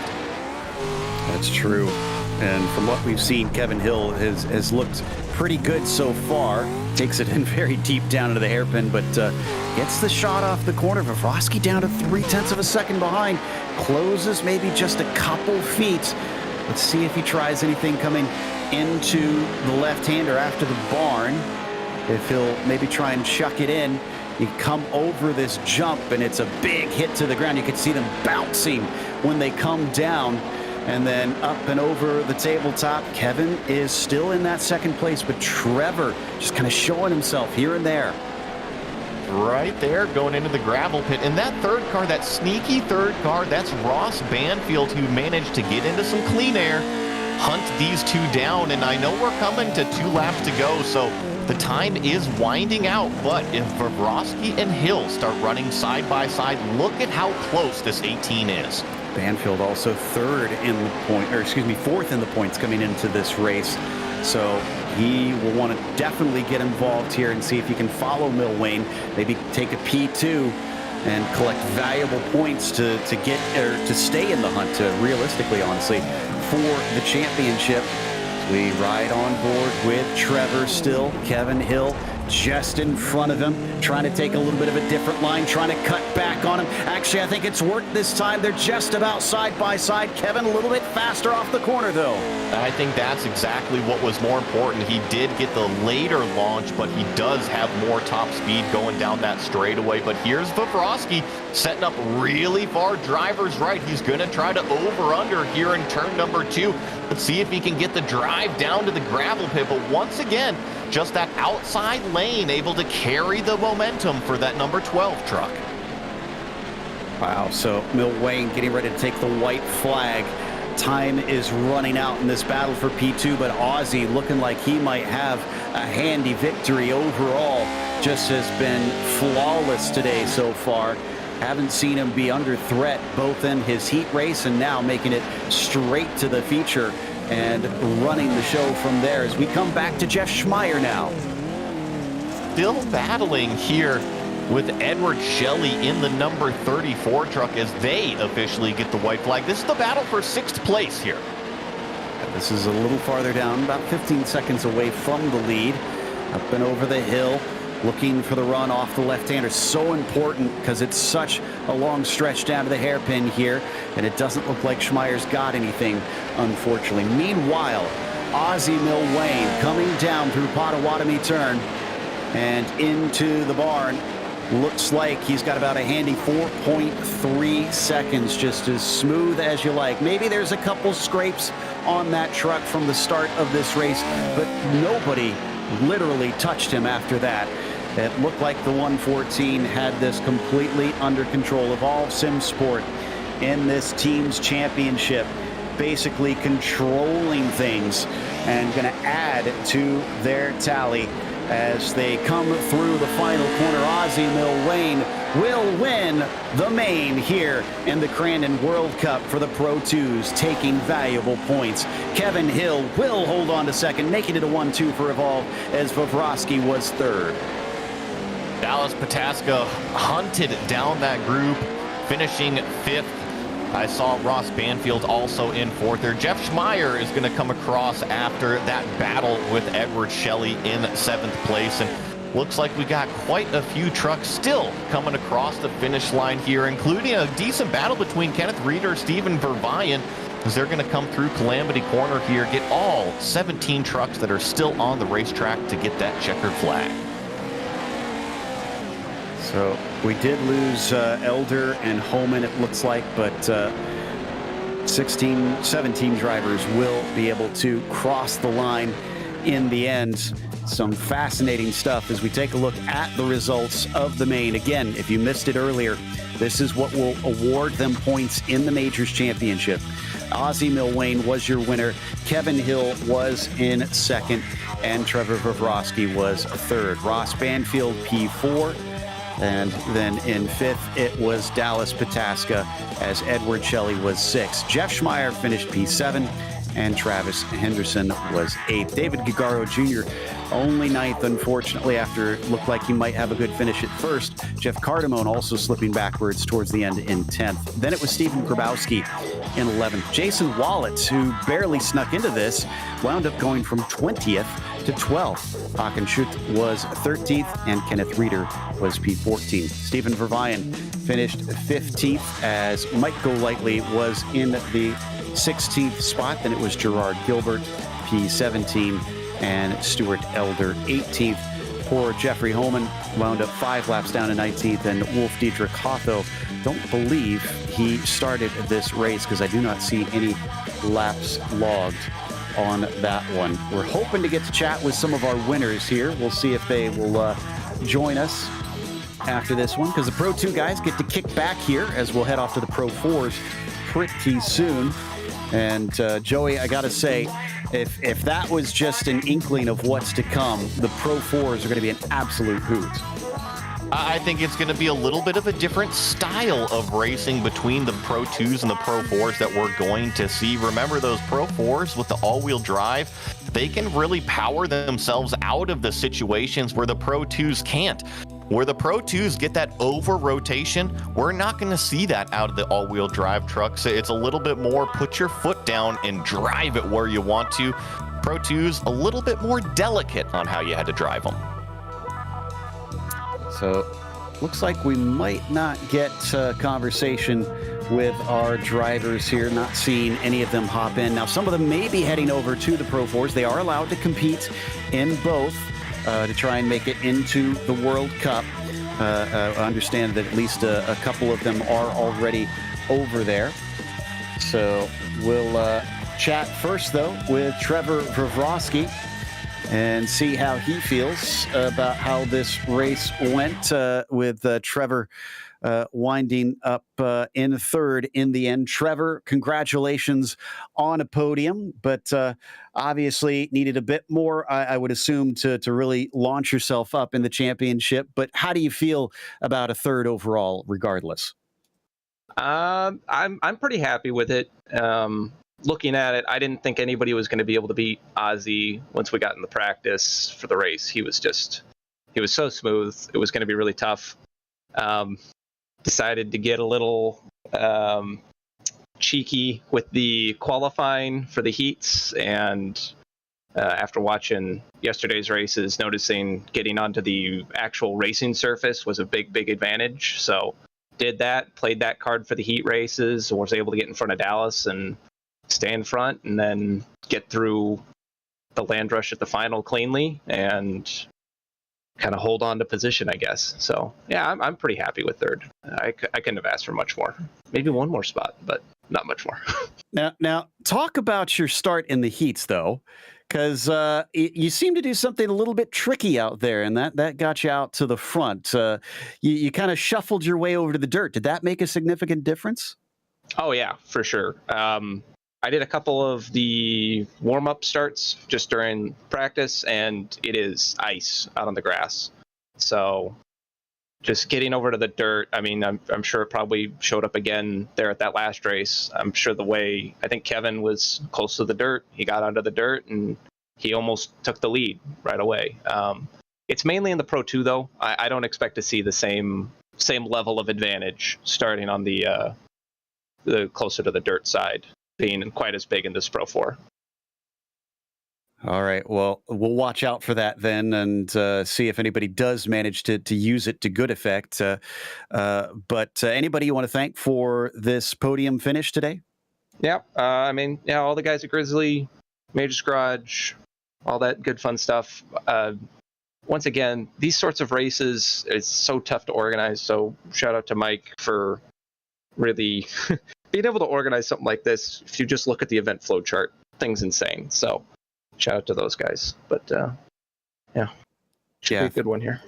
Certainly a bit of a thankless job sometimes. And again, that was Trevor Vavrosky, our third place finisher in the Pro 2 main. And I believe Joey has caught up with our winner, Austin or Ozzy Milwain. Mr. Milwain is what I'm going to call him. Congratulations on claiming that checkered flag in the Pro 2. Yeah, thanks, guys. I got off to a good start there. I was a little worried about the land rush because I didn't have too much practice with it, but just tried to keep the tires from spinning and got the whole shot in the heat and the final. I think that was really the key to the races here, is getting that whole shot. I noticed some of the other competitors drift over to the dirt immediately. Now, you couldn't do that given you were on the pole all the way to the inside. Do you felt that you were able to get enough traction over there? And how different do you think the Pro 4 start is going to be? Yeah, I guess I made it work. But yeah, the Pro 4, I mean, obviously there's going to be more traction. But I guess time will tell. I might do a couple practices in the practice session here, and we'll see what happens. And then I noticed that you and Kevin Hill both kind of set sail there in the feature. Really, you have just dominated the entire Pro 2 race.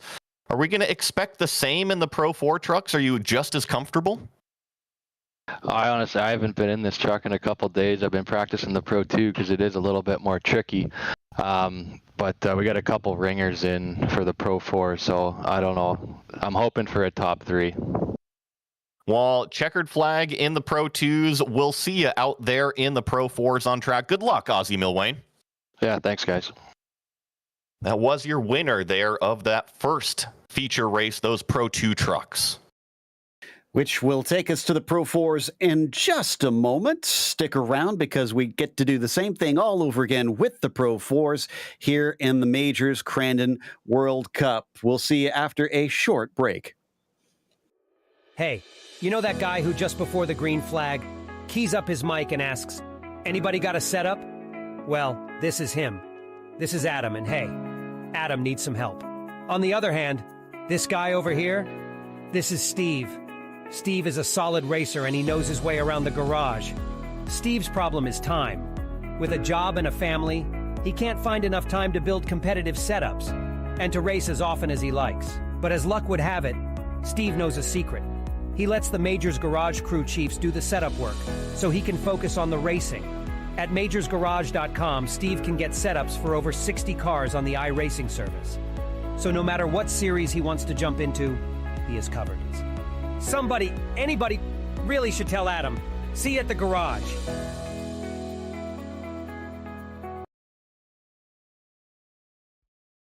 Racing isn't easy, but experiencing it is. iRacing puts you in the driver's seat with the industry's leading sim racing game.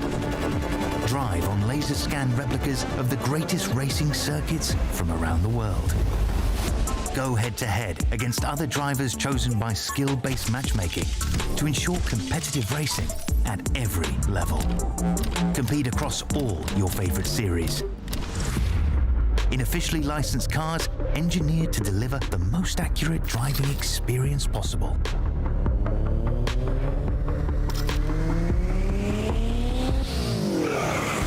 Join a race or host your own with players from across the globe.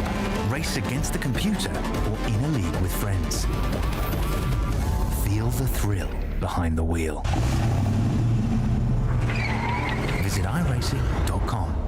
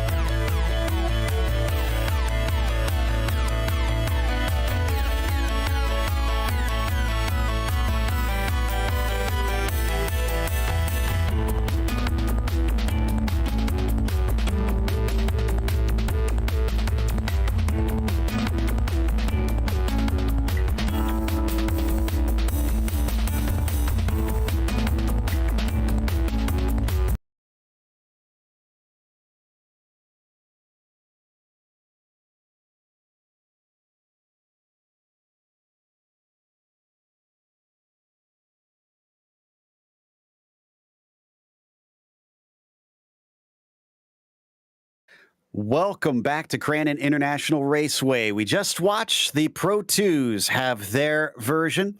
Now we get to see the Pro 4s go at it out here. Track has been reset, so we are in qualifying, but we will obviously go through the heats as we did before. And this is the Pro 4 class, just like we saw before. It's five laps for the heats, and we have a lot more trucks to go through.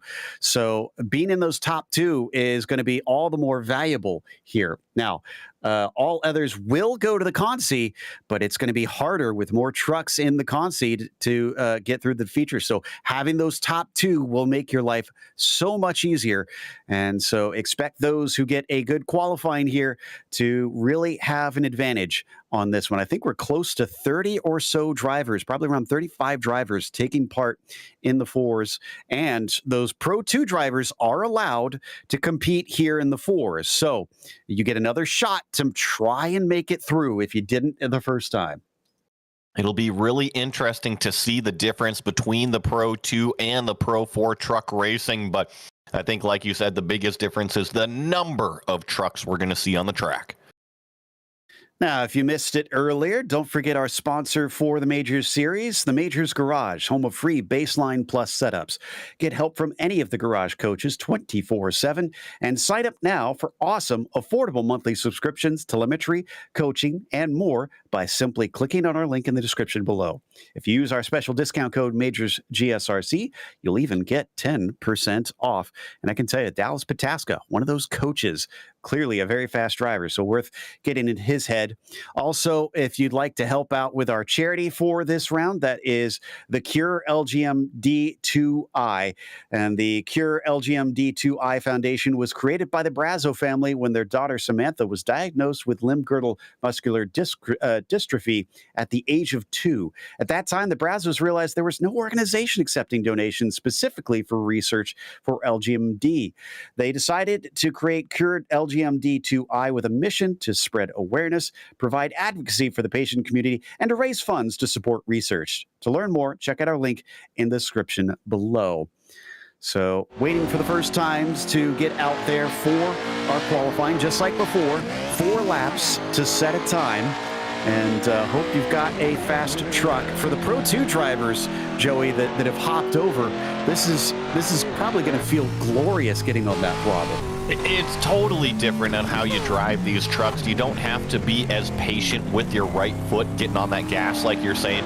You kind of drive it, dare I say, more like a video game where you just kind of stand on the gas and point the truck where you want it to go. Now, usually you get some specialists in the majors. That is typical. And Quentin Del Olmo has shown up with a 7,878 I rating and a black stripe on his truck, and he immediately goes to the provisional pole position. No wonder. It looks like this is going to be a tough one for Milwaukee to repeat.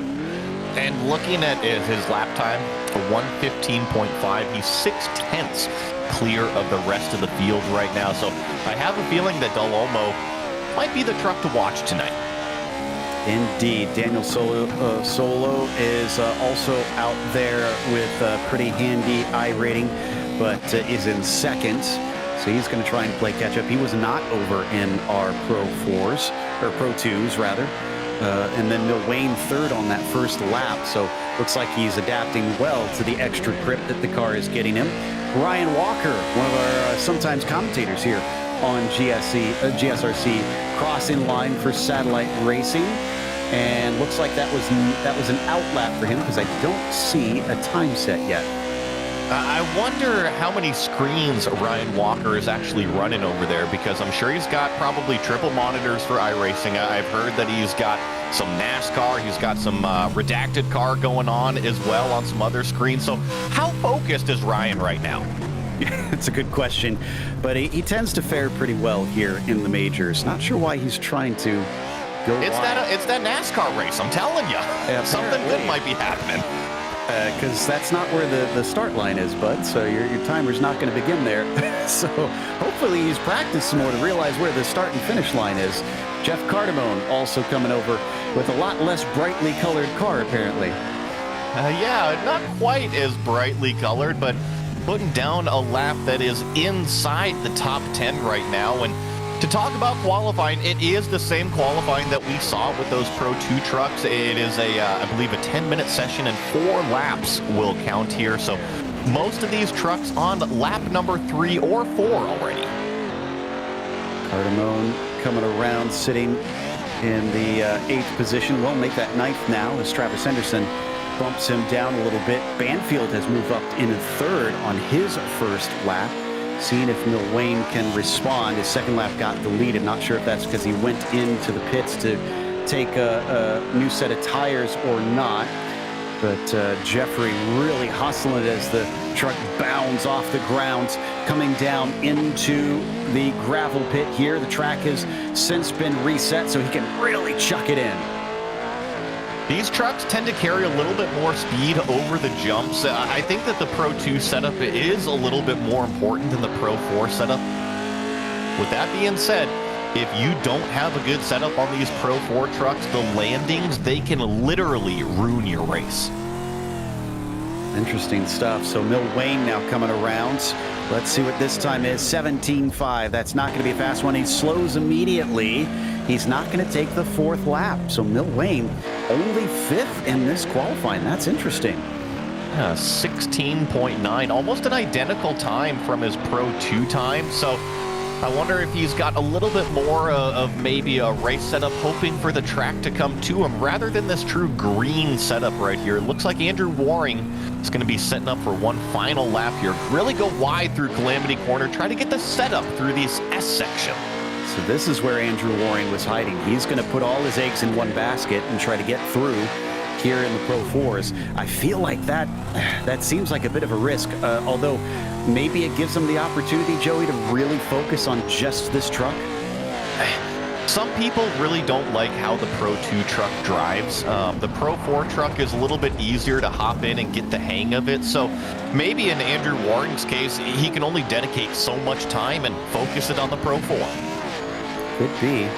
Ross Banfield's not doing too shabby. He still sits in 3rd ahead of Andrew Waring. There is Andrew right now for the Evolve Sim Sport team. Gonna have another bullet in the chamber for that one, as they have already collected quite a bit. And that 336 covers up and over the tabletop, flies down towards the gravel pit here. This is going to be his 3rd flying lap, and he is going to have enough time for one more, but it'll be close. Out, like you said, of the gravel pit there. Look at these Pro 4s really launch it over that jump, and we're going to see here, so you run out wide. He's kind of through the middle of the track, and that's kind of an interesting one to try to start a lap here. Usually at Crandon, you see him run way out wide through Calamity Corner, try to really maximize the drive through that start-finish line. And looks like it wasn't quite good enough that last lap, 16.7, so 2/10 slow. Del Olmo went faster down to a 15.4, still about 6/10 ahead of Daniel Solo, who is he out on track? Yes, he is. So he's still trying for it. And as on his last flying lap, there he is right now, the number 13, actually getting ready to finish this last lap. Is this going to be good enough? That's the big question mark. Through Calamity Corner, he takes the tight line to start finish. Once again, a little bit puzzling for me because there are some kind of ways to gain some qualifying time at Crandon, and a lot of it has to do with that start finish line. Daniel set his personal best, but it still keeps him about 6/10 shy of the number 14. So Banfield and Waring out on their last lap, but Banfield looks like he didn't improve on either of his other laps. Waring here coming to the line, also keeping it tight to the bottom, just off of that wall. 16.8 will not do it. Still not seeing anybody able to touch the number 14.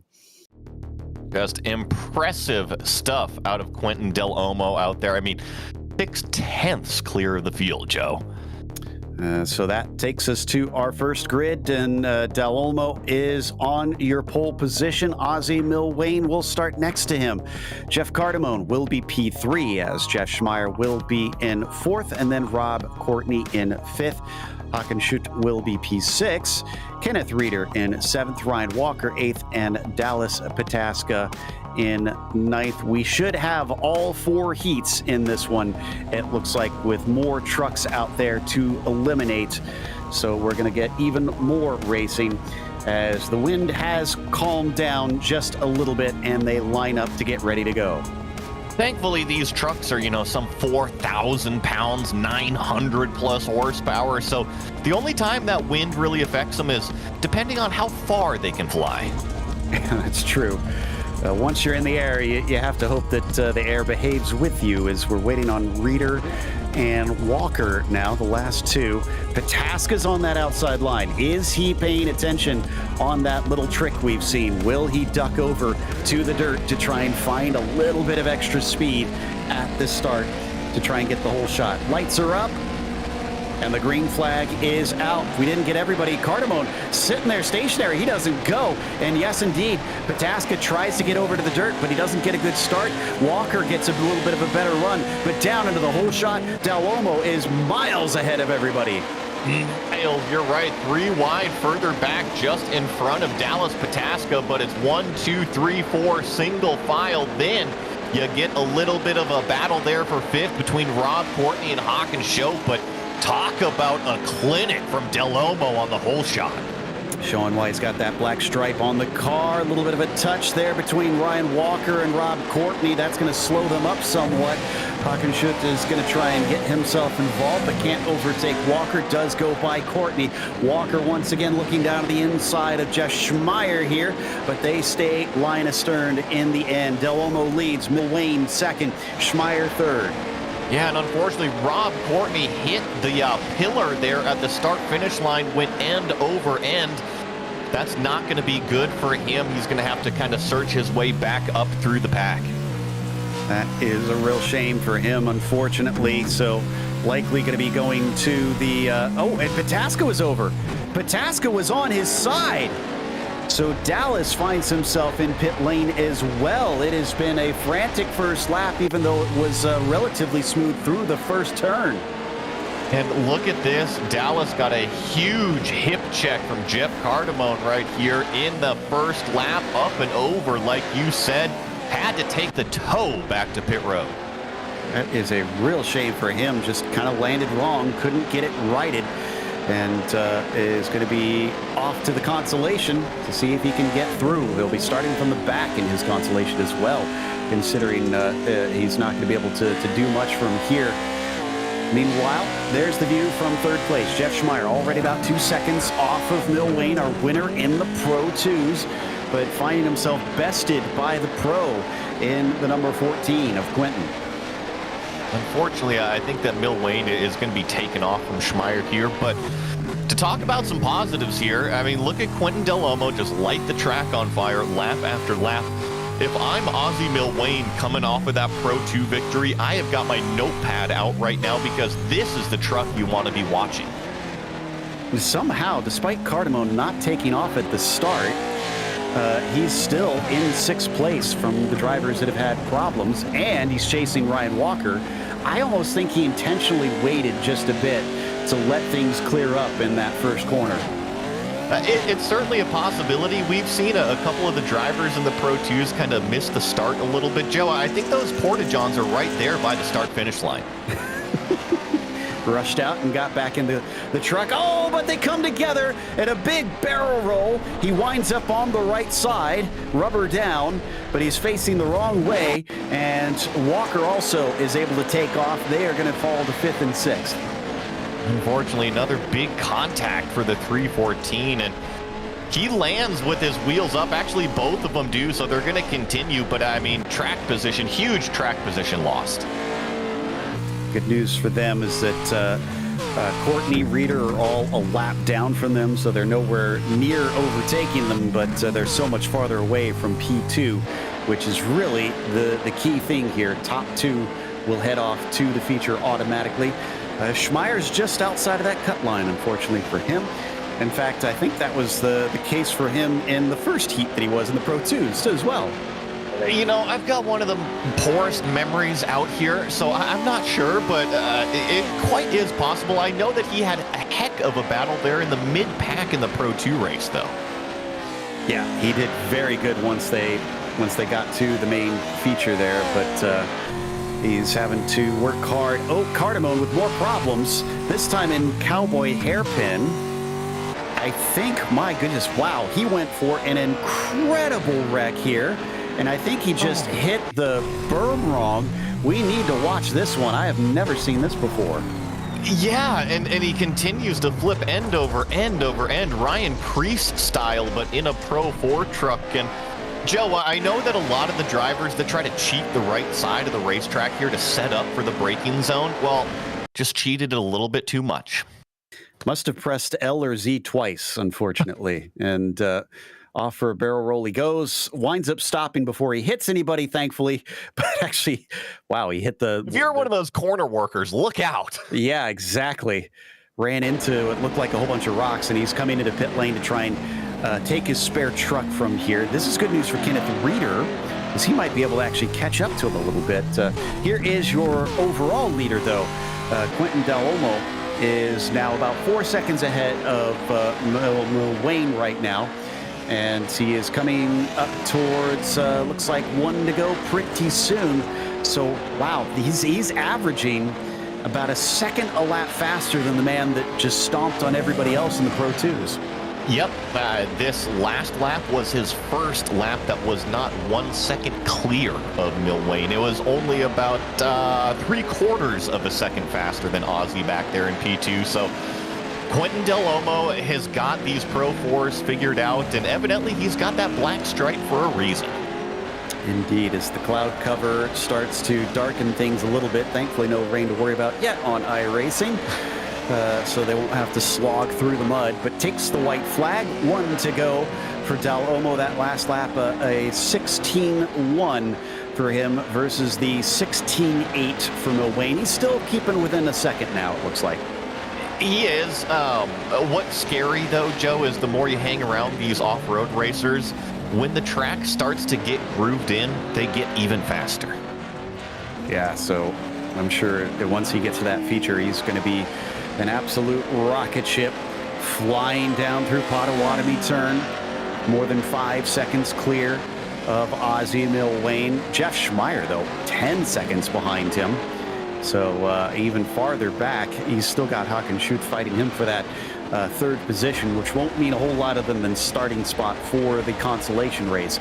Up into 2 corners to go here for Quentin Del Olmo. Slings it into the gravel pit, switches across to head over the jump down into Calamity Corner. All he has to do is not hit that inside, although he's getting right up to it, and he does just clip it, and he'll take the win in the first heat race of the day. Just shaving off every single inch of the track. Ozzy Mil Wayne will finish in that second place position, the only other truck to advance into that feature. Everybody else, Jeff Schmeier, going to be coming home here in third place with Hakan Schut actually right on his tail. Ryan Walker going to be the next one through. And he is well clear of Kenneth Reeder, who did manage to go ahead of Rob Courtney, who I think may have forgotten to set his free repair because he had to wait about 2 minutes to get the car back on track. But they are all going to be heading towards the consolation race. So here's your unofficial results. Del Olmo, your winner. Ozzy Mil Wayne second, and Jeff Schmeier finishing third. Hakan Schut was not too far behind him, only a second back at the checkered flag. Ryan Walker, though, a little ways back there with P5. Last one on the lead lap as Kenneth Reeder was sixth. Rob Courtney wound up in 7th position, Jeff Cardamone 8th, and Dallas Pataska 9th. That's going to take us to the grid for the next one. Daniel Solo going to be on the pole for this one. Kevin Hill 2nd and Edward Shelley 3rd. Ernie Ludwig will start from P4. Lynn Kinchlow in 5th and Jason Wallet in 6th. Michael Hogg will start from 7th. Stuart Elder in 8th and David Gigaro Jr.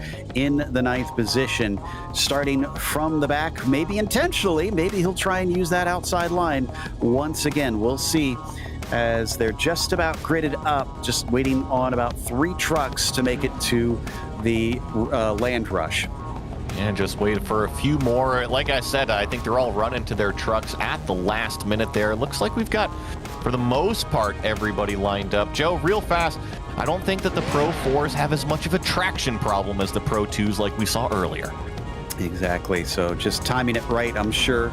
As here we go, looks like everybody is there, so the engines now start to rev as the lights come up, and the green flag is out off the line. Not a very good start for the outside, number 15 of Michael Hogg, but on the inside looks like we might get a whole shot here out of Daniel Solo. Indeed, he is truly clear, and side by side, a battle for second with Kinchlow getting elbowed out of the way by Kevin Hill. Yeah, got the elbows out just a little bit there, but it was more rubbing to get that second place. I don't think there was anything wrong with some short course racing, fender banging. Jason Walton barely made it through before, so what's he going to do here to try and get up into the feature the first time? Almost makes contact, actually, with Ed Shelley, but thankfully they do not touch. And as they fly into Calamity Corner, your order is Solo, Hill, Kinchlow, your top 3. And Daniel Solo, our leader, was that other driver with a pretty high I rating here in the dirt. Wasn't quite as fast as Quentin Del Olmo in the qualifying session, but once again, kind of leading this heat, showing the way for everybody else. Yeah, it's about, I think, about 3K below Quentin there in I ratings. Just tells you how high up that pro is.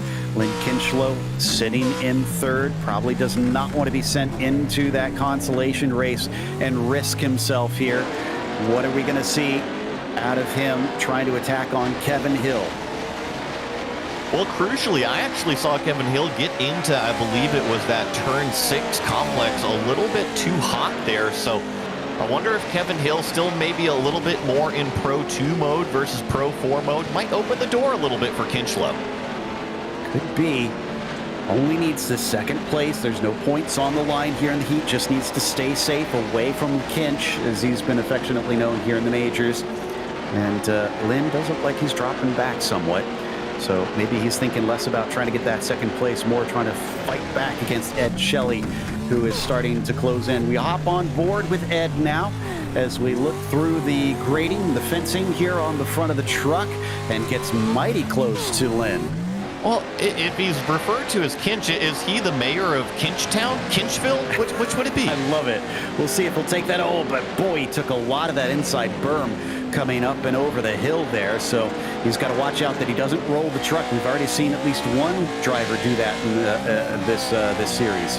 Man, Shelley, like you mentioned, is just right on the back. I love this shot. The mud flaps just sailing in the wind back there, looking out the back end of the truck, and right on the back bumpers, Edward Shelley, but can't quite put the power down as well as Lynn right in front of him.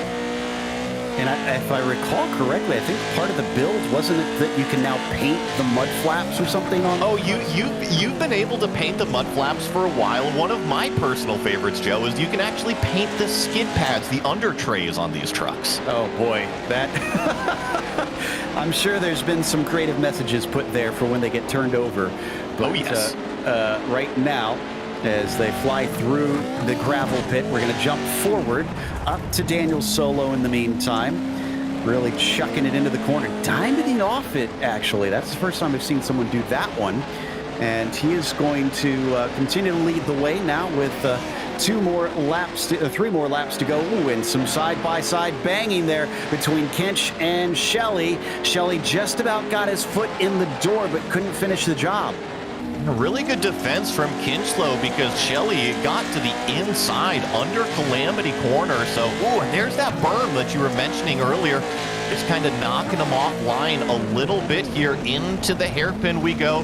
We saw Shelley not get the run out last time, but actually look at this, much closer this time. Shelley already missing a little bit of the bodywork on the front left, unfortunately, but doesn't mean a whole lot in the trucks, mostly for show out here. Oh man, right up against the blue inside wall, coming up to the barn as they get ready to hit the brakes and try and sling the trucks into it, though. Kinch still in the lead, but just barely, as Edward is making him think about it. Saw Kinchlow really swing it out wide in turn 2, which benefited that corner exit through the gravel pit as the track is just starting to evolve a little bit more. And I don't know if this is true or not, Joe, but I think that the Pro 4s tend to tear up the track a little bit quicker than those Pro 2s. I would think so, but I mean, you got more tires digging at it, and there was another big look down the inside by Shelley. Just can't seem to get the job done. The truck has been side by side in a couple corners, but he needs the traction coming off the turn as he gives a little hello to the back of the 44. This actually might work out for him. He's got a nice run down the straightaway. He's going to tuck in behind the bumper, use a little bit of the slipstream. Yes, I did say slipstream in these trucks. Doesn't make a move down into the hairpin, but look at how shallow he cuts it. Really going to try to cut off the line. There's the over-under from Kinchlow. Nice. I'm sorry, Shelley. There's a nice little slide job, actually, to get that done. Lynn was on the throttle, but suddenly a truck was in the way.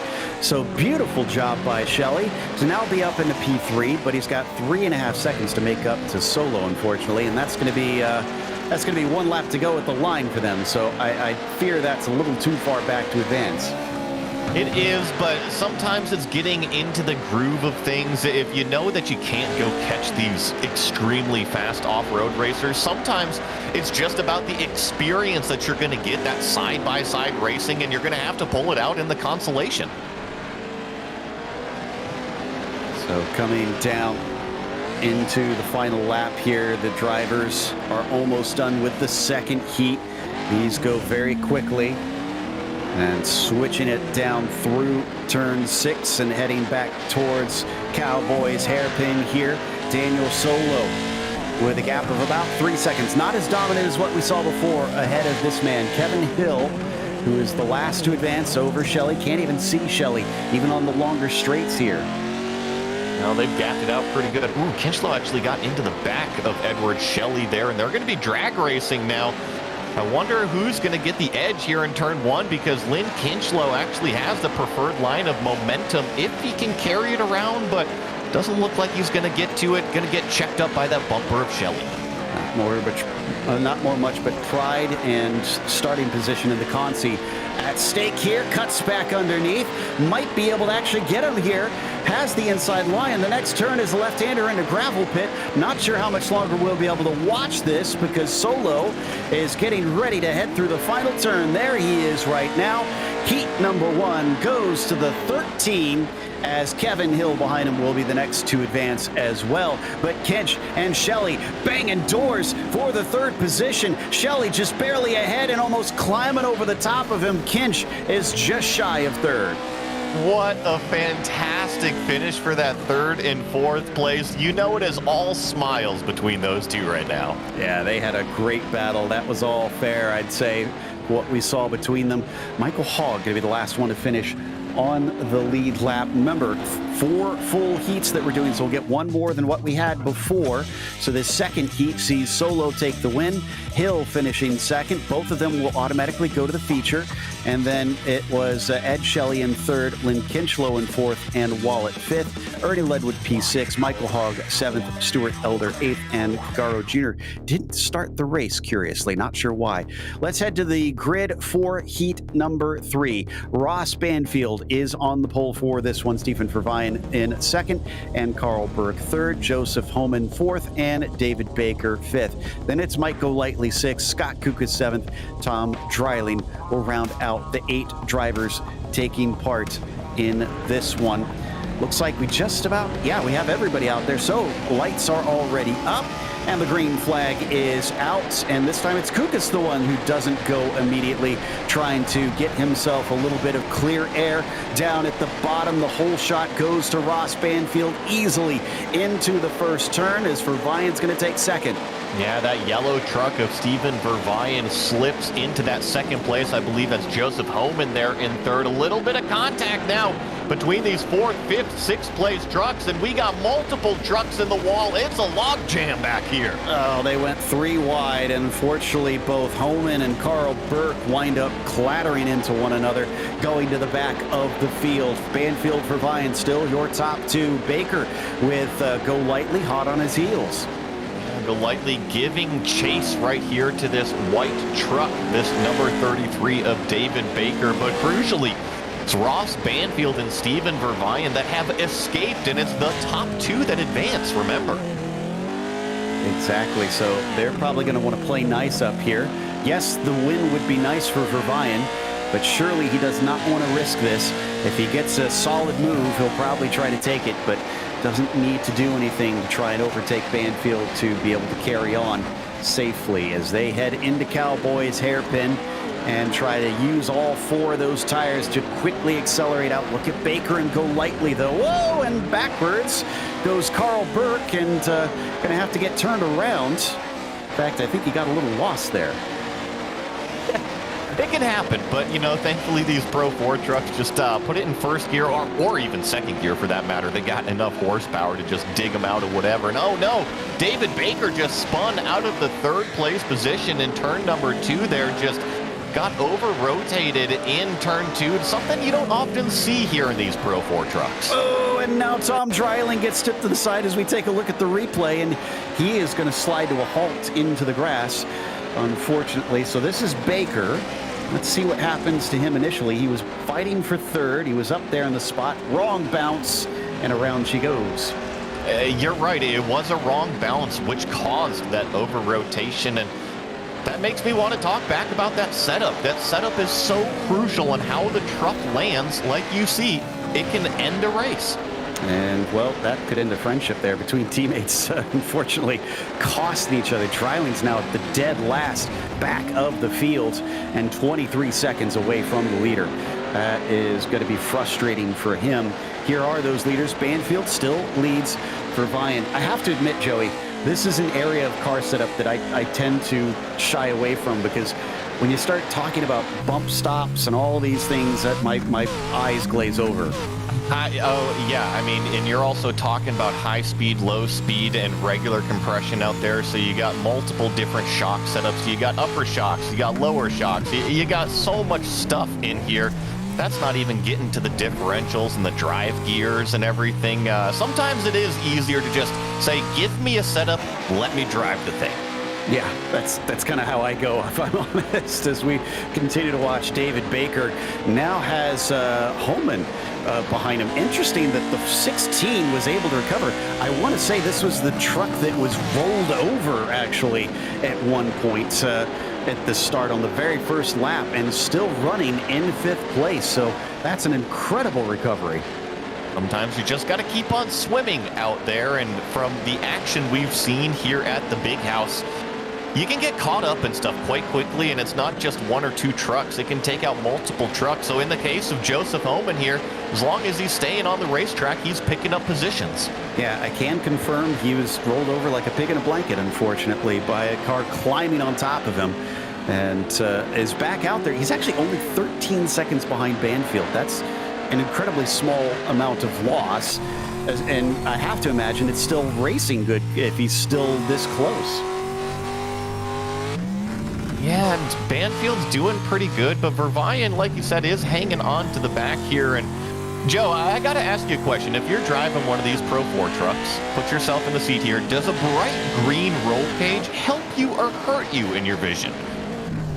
You know, I never gave much credit to the whole, at least on the sim side, color your vehicle brightly and try and distract them and things like that. Maybe, I guess, if you've got chrome on it and the sun is shining off of it, you've got the HDR turned up. I don't know. For me, it'd make no difference. I think sometimes you're right. It is about the self-confidence and how cool you look out there. And I think I heard Ryan Bauer behind the scenes. It is very Gravedigger-like with that green cage in there. True. Yeah, very iconic. I wonder if that's what a bit of what they're going for. Especially considering some of these teams, the UDOX cars go for a very 80s look. So that was Gravedigger for sure, that era. Meanwhile, coming off of the hairpin, they're watching that fight between Baker and Holman. It's about 1 second between them. This is for 4th. They will not advance if they stay in these positions, but it will affect their start position in the consolation. I think that's the biggest thing that we have to kind of figure out. I know that iRacing will shuffle them around as needed, but what is that land rush start going to be like in the consolation, and where are you going to be placed? Yeah, that was the craziest start that we saw last time, so it's going to be important. And white flag is out for Banfield. Not going to be important for him, because he's just basically kind of doing his own thing, as Revian is about 2.5 seconds back, but they're 7.5 seconds ahead of Go Lightly. Nowhere near being a threat on them, as Steven running that bright yellow machine himself. Canadian driver, actually, is Steven. So just a little bit of a hop across the border down here to Wisconsin for him. Not too far. I'm pretty sure you can still get some poutine down here at Crandon. That's how close it is.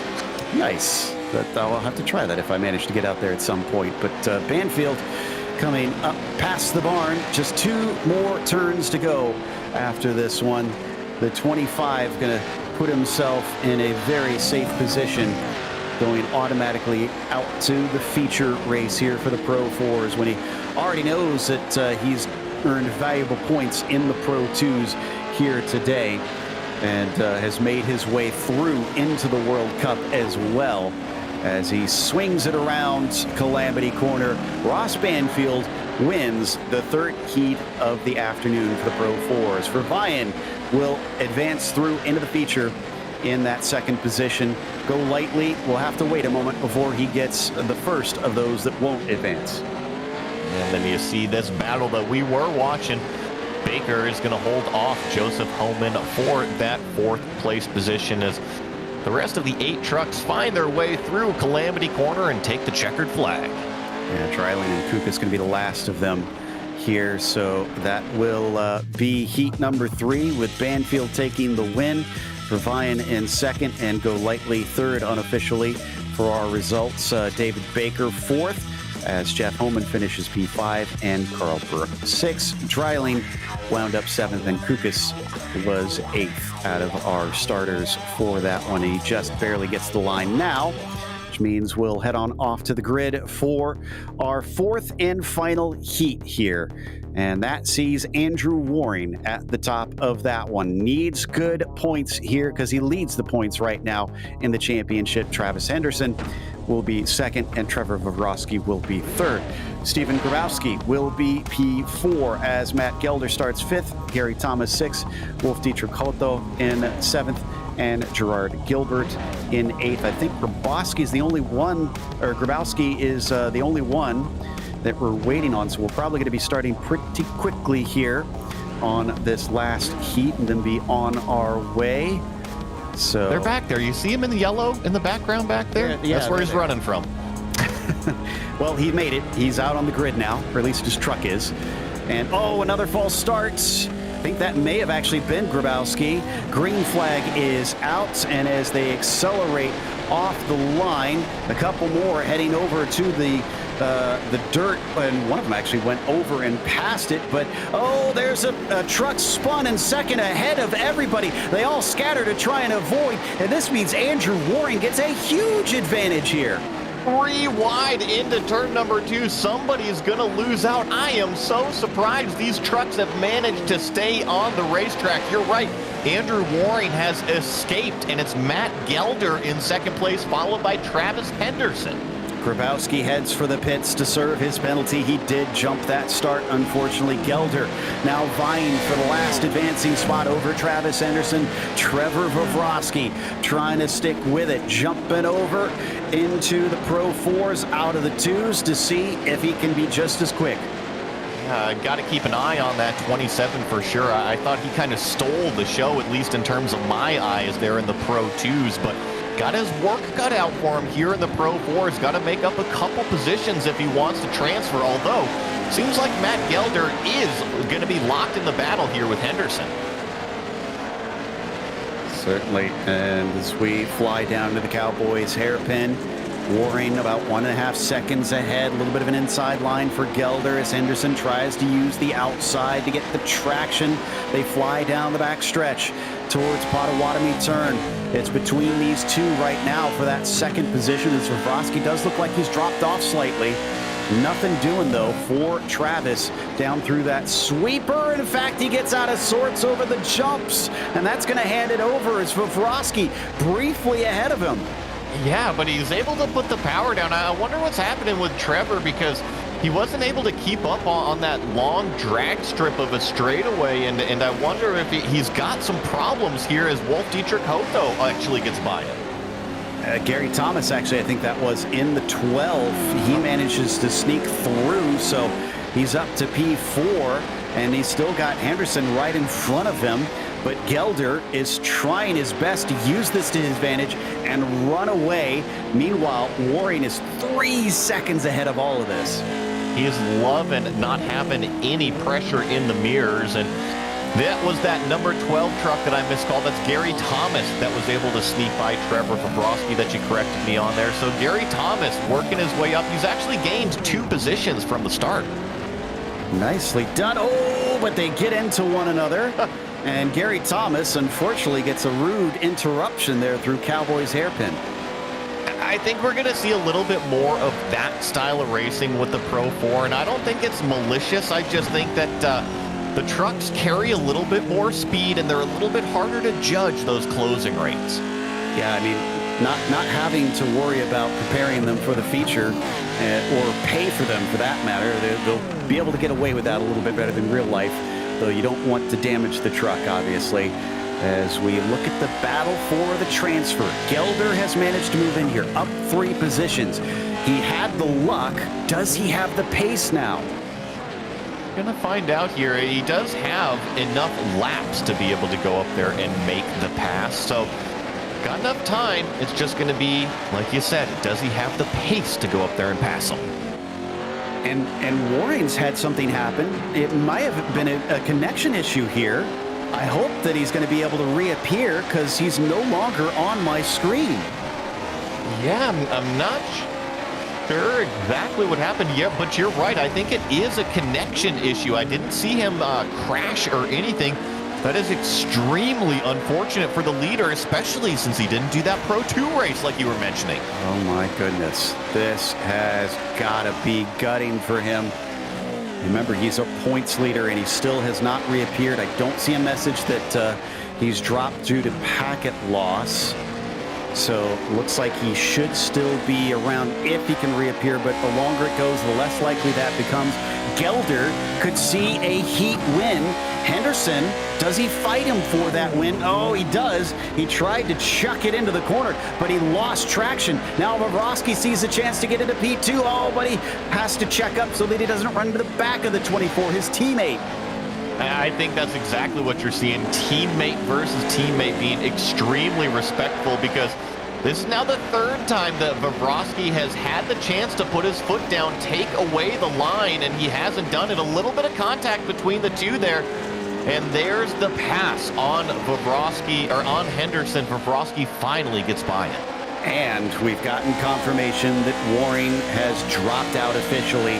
So he definitely will not get the win. He could still try and come back and gather up some positions, but the longer he waits, the less likely that will be as well. Side by side through Cowboys hairpin.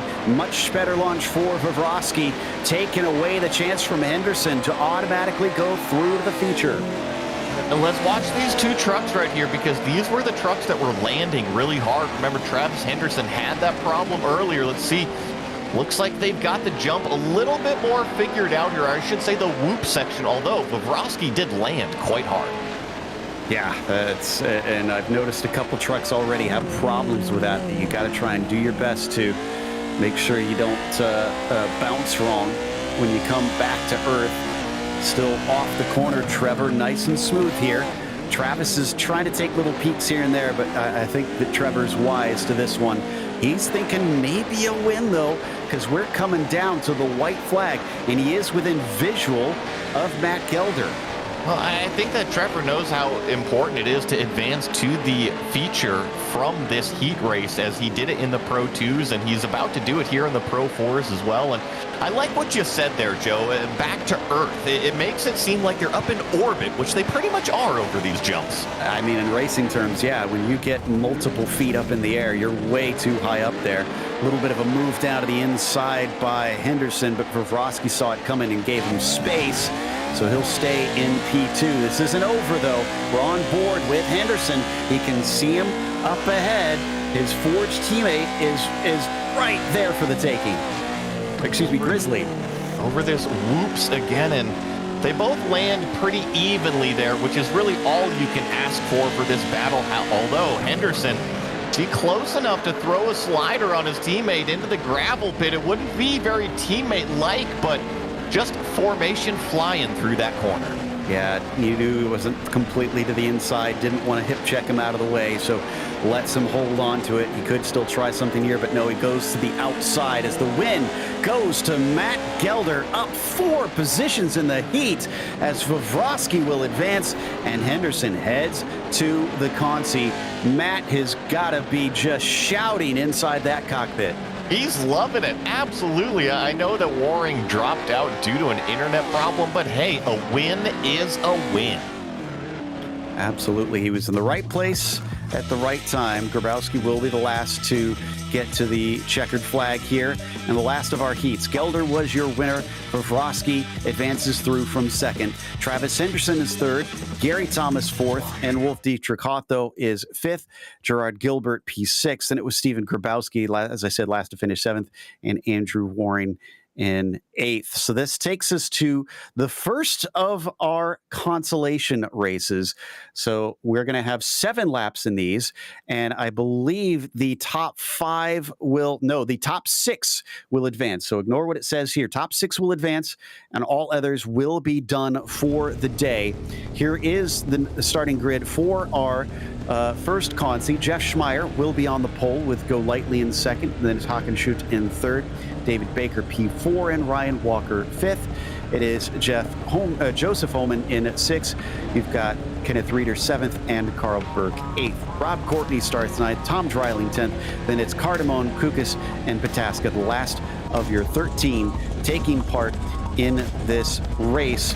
Looks like they are going to be getting ready to go quickly because there it is. Pataska's the last one to grid up. The engines start to rev as the lights come up for the first of our consi, and we had someone go a little too quickly. Might have been Dreiling, and as they start to take off, the 41 actually banging doors a little bit out there. Down on the inside, Schmeier getting the whole shot as they go 4 wide and narrow down into Potawatomi turn. Oh, a little bit of contact. I believe I saw Golightly was having some contact on the straightaway, but it is Schmeier out front. Hockenschut, though, in the 101 car, slips into third place. Golightly now in second. Oh, and it is Keystone Cops behind them. Baker getting hit by Cardamone. Dreiling getting in there as well. It's a little sloppy once again in our consolation start. Schmeier leading. Golightly Shoot is still sitting in third. But remember, 6 advance. So Kukas and Courtney are the ones you need to watch right now. Joe, the big name that is surprising me again, Dallas Pataska. Where is he? He's all the way back here in the 10th place position. Unusual for him. He might be out of this one. A lot more trucks. Holy cow, that's not the racetrack. And taking out 2 of his competitors. That was Carl Burke. Well, one of them at least. Kenneth Reeder disappears into the ether. Well, you know, the easiest way to win King of the Hill is to knock the others off of the playground, and that appears to be Carl Burke's strategy. Just knock them over the fence. That was one of the stranger things I think I've seen, and we saw it from on board. So let's watch from outside the car here. Definitely taking an unorthodox line, and poor Kenneth Reeder. I know he got on the radio. He was not happy about it. I kind of don't blame him. No, it all started here. So if you look, Carl Burke gets kind of off track and then doesn't lift off the gas enough, gets into the side of the 41, and unfortunately where the wall is actually below the racetrack right there, Joe, so easy to flip over the track. Yeah, the berm kind of acted as a ramp in that case, so away he went. Pataska up to 9th, but still has 3 more cars to pass as we watch from Dreiling. Now, doesn't Dreiling? He still has a black flag. Okay, so he's letting Carl Burke by here. Burke needs to catch up to Kukas to advance on into the feature. Kukas is about 1.2 seconds ahead. But I think just talking about Pataska, I don't think that he's going to be able to catch that transfer position. Carl Burke still all over the racetrack here at Crandon. Gonna have to keep an eye on this turquoise car. Yeah, Kukas was as well, just sliding way wide coming into the left-hander there.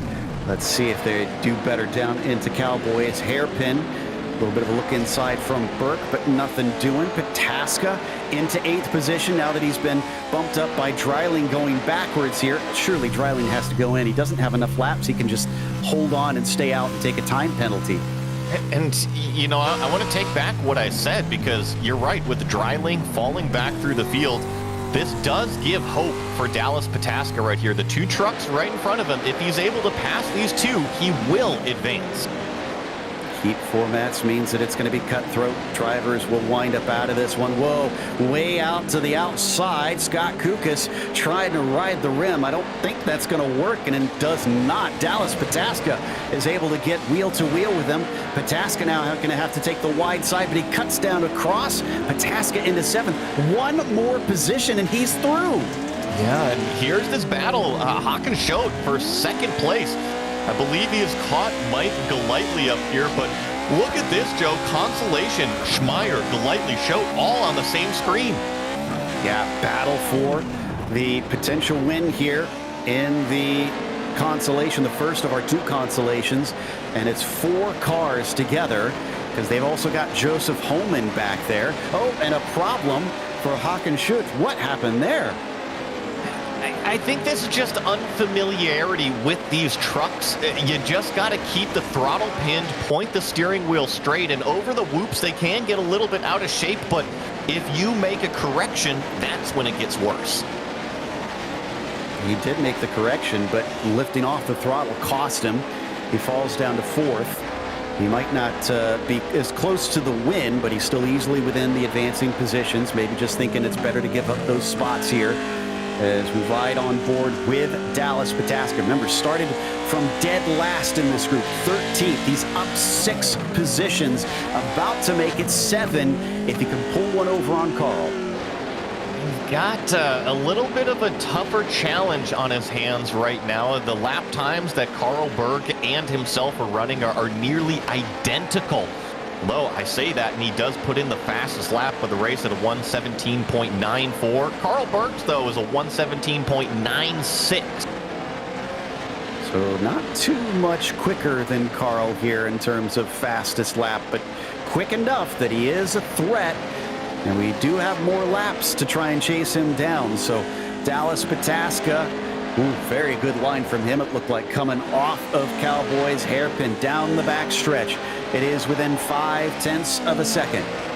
Well, and honestly, Joe, I didn't see this coming, but these 2 are reeling in Rob Courtney at over a second per lap. So it might not even be that Dallas Pataska has to pass Carl Berg. He's just got to pass one of them.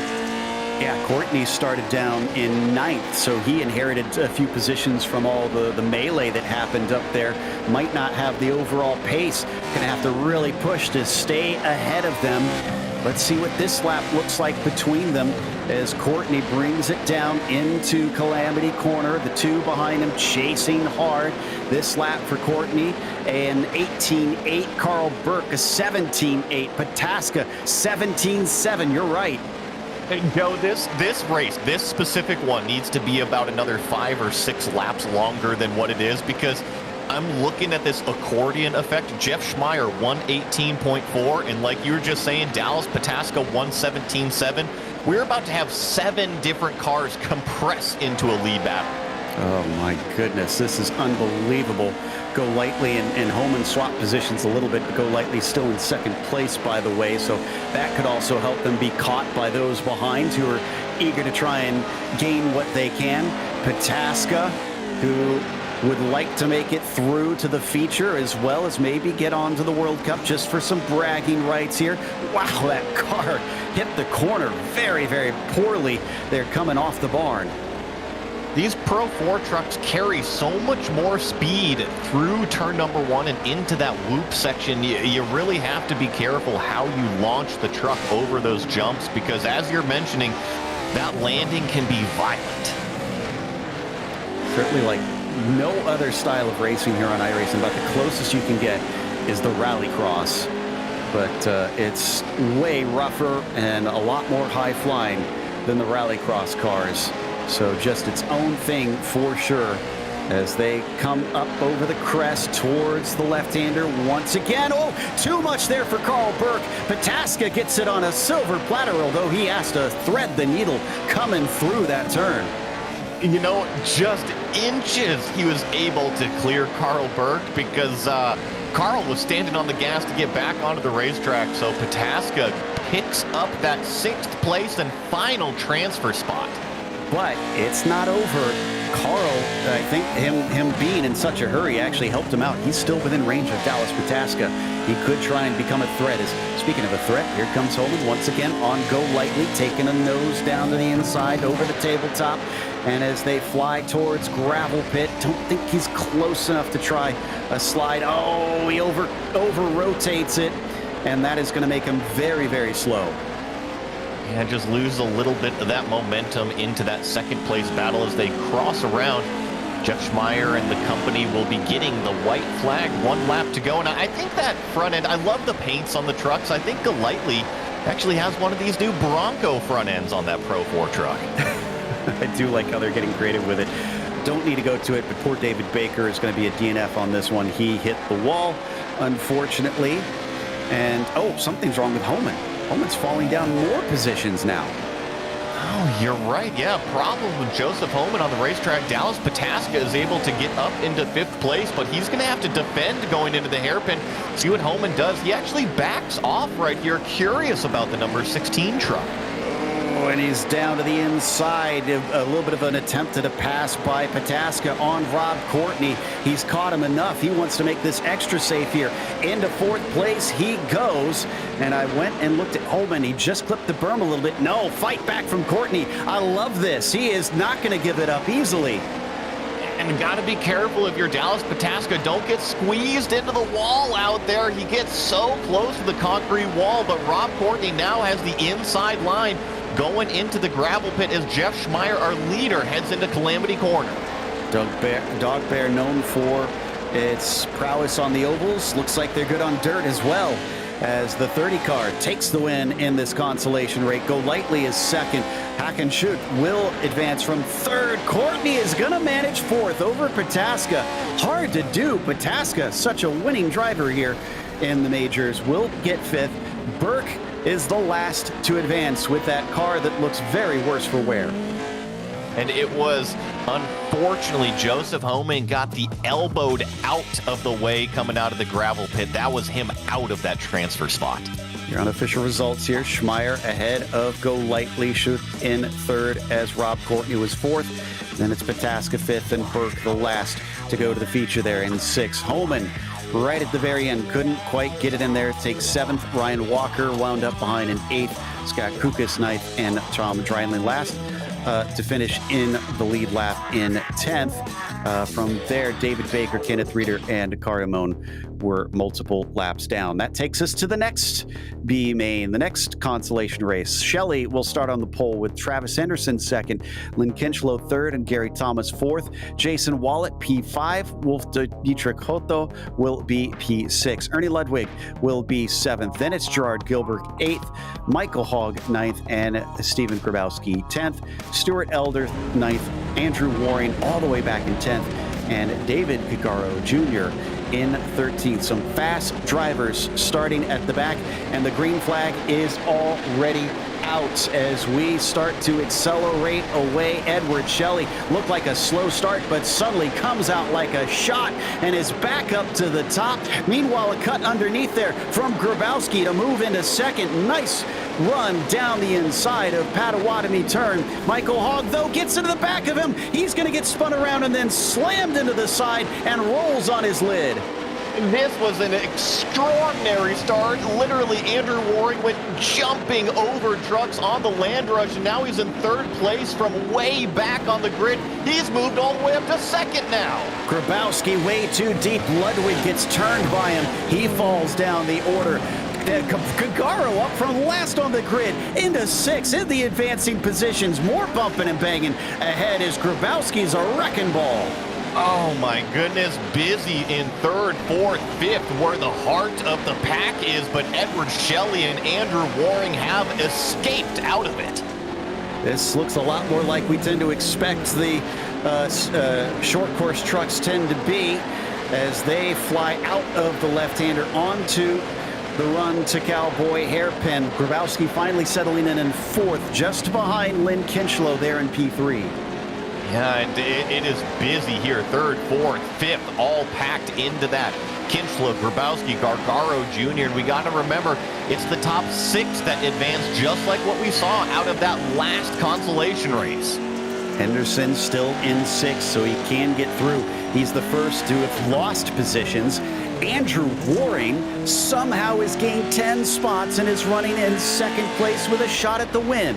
It's crazy, Joe. His start was unbelievable from the 2nd row. It was a little mild. He didn't get a great pole shot, but then all of a sudden, it's like he grabbed a different gear from everybody else and just made his way up through the gaps, and now he is fighting for that lead. I wonder if we'll get a chance to look at it soon, but right now, actually, here we go. Yeah, it looks like we've spooled that one up.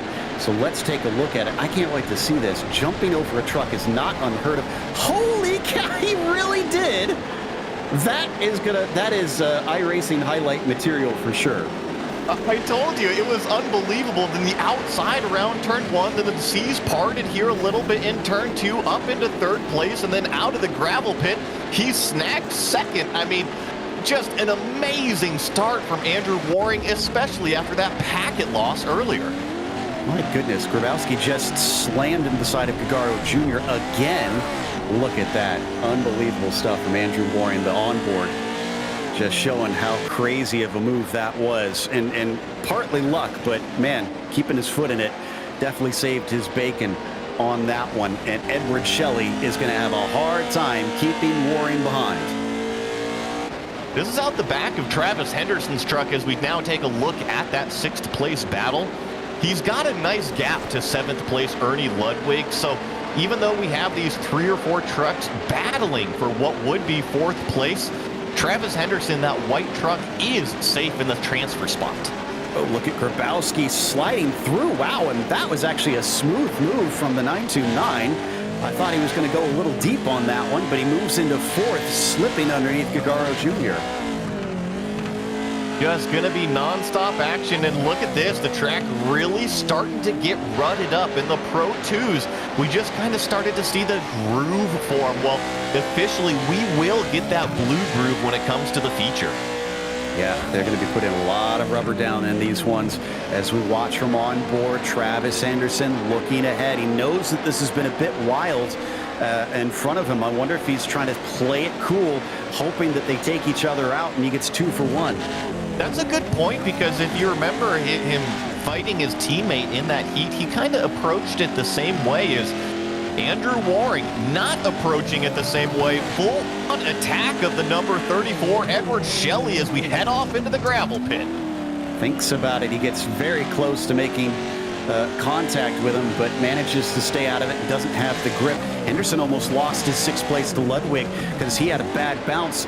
And, oh my goodness, there's action everywhere because they're close for the battle for the lead. But look at this. Ludwig now loses touch as we're side by side between Grabowski and Gagaro Jr. Grabowski again gets his elbows out to keep him backwards as we once again look at the lead. Shelley having to play heavy defense on Waring. Oh, but great drive out of the corner. Andrew Waring now side by side with Edward Shelley. He's got the inside going into the hairpin. He hits the brakes early. He's going to take the narrow line around. Is he going to be able to put the power down? Yes. Move the 336 up to the lead. But it's a little bit of a better run from Shelley. He's going to be able to get side by side by the time they get down. Oh, he gets chopped off. Brave stuff from Andrew, who moves across his bow down through Potawatomi turn. That's going to consolidate the lead. Shelley is now in 2nd, and we're going to come down to 3 to go when they reach the timing line. I was really impressed that Edward Shelley was able to keep it that close coming out of the hairpin. So I wouldn't count the number 34 out of it yet as we jump back to the 42 of David Gargaro Jr. Kind of got the reverse Gravedigger. This is kind of like the, what was the old Nickelodeon, the Ooze? Yeah. It's a slime. A very slime-colored car, yeah. As Gagaro Jr. is going to see what he can do to get up to him. And, he is going to overtake him. Now he has to try and run away. My goodness, I would not want to be fighting Grabowski because he is not afraid of contact. No, and look at that. Gets the bumper in front of him and then gets the bumper pushed out of the way. But actually, Gargaro Jr. is able to put the power down. Let's see if Grabowski throws it down the inside. Grabowski, using up that paint, or that orange paint. Oh, and the over-under. Oh, but he gets tipped. He gets tipped, and Gagaro Jr. has to really stay in the throttle to get it pointed back forward. Gonna look on him once again. Grabowski again shoving him out of the way, using that truck like a weapon today. And Henderson says, you guys keep doing that. I've caught back up. I'm gonna get involved. Oh, and over-under says Henderson. Grabowski's still all over the place. Just got the elbows out right here. I think finally, no, he's going to throw a slider down into the gravel pit. Now more contact with Henderson. He literally bounced the truck off of the wall and kept going and kept the place. I can't believe he's going to use up everything of this truck. Let's take another look at that one. I mean, he's still bouncing off the wall right now in Calamity Corner. You see him hard into that turn 2 wall, hard into the 24 on the inside. And what does he say? He goes, you know what? Let's throw a slider into the gravel pit. Why not? And it worked to boot. So he gets through. He's still ahead now. He's in 5th place. Henderson's actually in an advancing spot there in 6th. So, again, maybe a bit of preservation mode. If you're the number 24 and you see what this 929 is willing to do.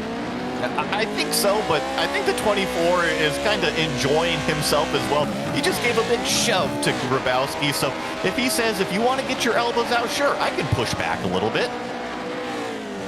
This has been just unreal, the battling we've been seeing between them. And Gagaro Jr. is taking use of it. He's running away, so he's finally able to sneak off to that 4th position as they fly over the jump down into the gravel pit. Last time he hip-checked him out of the way. Not going to return the favor will Travis Henderson, though he does try and duck underneath. Woof, it was close coming off the corner between them. Don't need to go to it, but I think Gerard Gilbert just had a problem. Jason Wallet was up a position, but you're right. Here we go. Another big slide from Grabowski. More contact from Henderson and Grabowski through that start-finish line. I think Henderson got out the pill bottle and says, I'd like the same medicine right back there, buddy, as he gets into the side of him a little bit. And back up to the front, though, we've got Waring ahead of Shelley. Credit to Shelley, not losing touch with Waring here. So Edward clearly pretty fast. Doing a fantastic job, like you said. It's difficult to get past for the lead and then also hang with them. So you're right, the number 34 doing a tremendous job here in the consolation. But Waring from 2nd to last. Oh, as he actually clipped the wall there, coming off of the corner. He's pushing the limits. He's got to make sure he doesn't damage the suspension, because you can do that to these trucks. But one more turn to go. 2nd to last on the grid, to the lead, passing many cars on the first lap by itself, and eventually making the overtake. Consolation number 2 goes to Andrew Waring. This battle is not over yet between Henderson and Grabowski, and look who joined. Ernie Ludwig's trying to sneak that transfer spot away. Isn't going to end in tears here in Calamity Corner. Henderson's on the outside, but he gives plenty of space. He cuts back and almost gives another hello, but he will at least finish in 6th. Grabowski 5th, and gives him a little bit of a, yeah, he's unhappy with him, I think. That or that's the love tap to say, hey, fun race. I don't know which. That's a toss-up for me on which way he feels about that one. I think ultimately they're both happy that they're advancing to the main from this consolation here, but I mean, what a battle.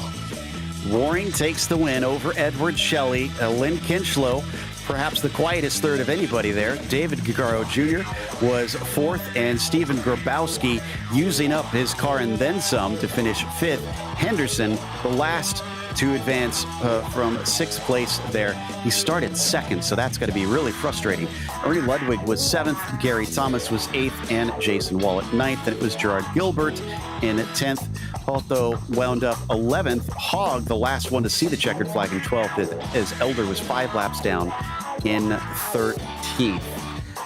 Whew, my goodness. Okay, we have a graphic for the next race in case you missed the Pro 2s here. as to what to expect for the main here in just a moment. Pro 4, as we've been watching, 10 laps, even more. And this one we know for sure, top 10 will advance to the World Cup. So this will determine the second half of the field to take the overall. But this is where the points are scored in this race. So finishing position will be critical. It'll be interesting to see how it all plays out, especially when we get all of those trucks on the same track together. It'll be tons of fun to watch, but honestly, I can't wait for this Pro 4 race, Joe. There's something about the all-wheel drive, the launch, and how crazy turns 1 and 2 get it here at Crandon. Yeah, I think this is going to be a wild ride because more drivers were eliminated, so they're going to be closer on pace here between these top runners. It's going to be even more difficult down into that last go. So as we let the clock tick down, remember, the show is not over after this. We're heading off to the World Cup, where it will be everybody racing in a single class and a Predator-style format where the Pro 4s will be held briefly before they're released, and everybody will be sent on their way to try and take the overall win. It is just for bragging rights here in the majors, the way that they're going to do it in this one. Even still, I have a feeling that one is going to be absolutely incredible to watch. I think that's what I'm really looking forward to. Sure, I just said the Pro 4 truck race is going to be amazing, but something that we don't get to see often, especially here on iRacing, is the mixed class off-road racing. So it'll be really cool to see Pro 2, Pro 4, and how they interact together, because they do kind of have two different lines on how they approach some of these corners here at Crandon. Indeed. And if you're up at the front in the Pro 4s, which I'm going to take a wild stab, is going to be Quinton Del Olmo in that World Cup. He's going to have to make a lot of passes, pass a lot of cars to try and take a win. So it's something we haven't seen him do yet, and should be a lot of fun in the end. But right now, let's focus on this main race, this feature, as we head off to that starting grid. And up at the front of them, Quinton Del Olmo will be your pole sitter, as Daniel Solo will start next to him. Ross Banfield begins from third, as Matt Gelder will be fourth, and Ozzie Milwane will be fifth. And it's Kevin Hill in sixth position, Stephen Verveyen in seventh, and Trevor Vrosky, the last to automatically advance, through in eighth. Jeff Schmeier starts ninth, as Andrew Warren will begin from 10th. Then we have Mike Golightly in 11th, starting that second row. Edward Shelley, Hakan Schott, Lynn Kinchlow, Rob Courtney, David Gargaro Jr., Dallas Pataska, Stephen Grabowski, Carl Burke, and Travis Henderson. Looks like we got everybody out there, so we're getting ready to run for the last race for points here. The Pro 4 main. And the lights are up. Green flag is out. I saw somebody twitch. I think there might be a black flag for Travis Henderson and Andrew Waring, both, interestingly. Del Olmo is right down to the inside, and he gets the whole shot ahead of everybody, as it is chaos behind. Absolute bumper cars. Somehow they all keep pointing forward, though. Oh, now we've got some problems through the whoops. I see 3, 4, 5 cars on their lid, one tumbling Ryan Priest-style off of the racetrack. Unfortunately, definitely chaos, but I believe it still is Quinton Del Olmo out front. Verveyen got turned over. I believe Rob Courtney also involved in that a bit. Grabowski has a damaged engine. There is chaos out there for sure. And it hasn't ended yet. I'm still seeing trucks banging wheels against each other. Del Olmo leads ahead of Solo. Gelder has up into third after starting this one position down from him. I think the other big one I'm noticing is the mayor of Kinchtown, Lynn Kinchlow, all the way up into fifth place, plus 9 on that Land Rush start. So Banfield, Grabowski, Verveyen were the three that had to visit pit lane in that one. Golightly finds himself settled way back, unfortunately, so he may have been involved in that one too. But that's your main players, I think, who took damage from that first incident. As we watch our leaders, wow, I mean, that shows you how far these things fly. It's tremendous, the speed that they carry, and you never think that a 4,000-pound vehicle could literally fly that far, but actually Lynn Kinchlow just got the elbows out on Andrew Waring here through the left-hand sweeper as we dive down into the gravel pit. Waring taking the high line. Lynn Kinchlow is going to snag away that place, slide in front of Waring. And these are basically our two hard chargers that are fighting against each other. However, the bad news is, to put a little damper on this, Andrew Waring has a black flag. So, yes, he's fighting hard. Oh, and Kinch gets the inside wall. Schmeier's going to catch up to him a little bit because of that. Someone needs to get on the radio to Lynn, let him know that he does not need to fight Waring here. No, but the other thing is that if you back off on the pace a little bit, look what's right behind you. Jeff Schmeier is already in the mirror. So I think if you're Lynn Kinchlow, you got to keep the pressure up. You can't look backwards. So Milwain coming down into the corner, chucking it in as deep as he can go. Carl Burke had a very strange ride, and I mean that in one of the most literal senses. Wonder if we could get a replay on the number 2 machine here, because this is definitely one of the sort of things that you don't see in any other style of racing typically. So this is coming up the hill. Watch Burke here, gets tipped on his side, then suddenly someone decides they don't want to slow down, and he gets a little help. I'd say a little bit of a pinball action there for Burke. A little interesting extracurricular on the racetrack, and I can report that Andrew Waring has gone in, served that black flag, but honestly, Joe, right before he got into Matt Gelder, it really compressed everything up at the front. Certainly did, as we watch some of those front runners now here. Quinton running away, but the battle for third, Gelder leading Kinch, Schmeier, Dallas Pataska once again. There's another hard charger. Fighting his way through. I saw him at one point sandwiched between cars with 2 wheels off the ground and is still carrying on and is fighting Schmeier hard down the inside of the hairpin, but can't get the grip. I think this is a great story for Dallas Pataska, is that maybe he might not feel as comfortable as he wants to or as others do on the dirt, but talk about slogging through the mud and earning every single position and advancing every single session that he needs to out here. So Dallas Pataska, a tough day, but he's getting through it. Yeah, and I think that's why you see he has so many wins to his name. 15 over his career in the majors. That's honestly quite a few. I think he's among the top 10 winningest drivers in the series, which is very, very difficult considering it's a global series. So this is everybody across the world competing in this one. We're going to check out Del Olmo just to see what's going on with him. Solo looks like he's at least keeping him within visual range, but unfortunately not quite close enough. This is Grabowski, who has been caught and is about to be lapped by them. Joe, remember how I said the track continues to evolve and these pros, they're just going to light it on fire? Well, Quinton Del Olmo, his first 2 laps, or I should say his last 2 laps, both in the 1-minute 14-second bracket. That's 2 seconds faster than he qualified. Wow, just the people like that, drivers like that, I can't understand where they find it. And yeah, okay, I do like this from Grabowski. I know it was a little harsh on what was going on with him earlier, but he pulled out of the way. Very good sportsmanship, knowing he's being lapped, and he stayed out of the way of the leader. Yeah, I know that the heat race or the Constellation was a little busy for Grabowski, but I do feel like he got the bad end of the stick on the race start here. A little unfortunate for him this race. Yep.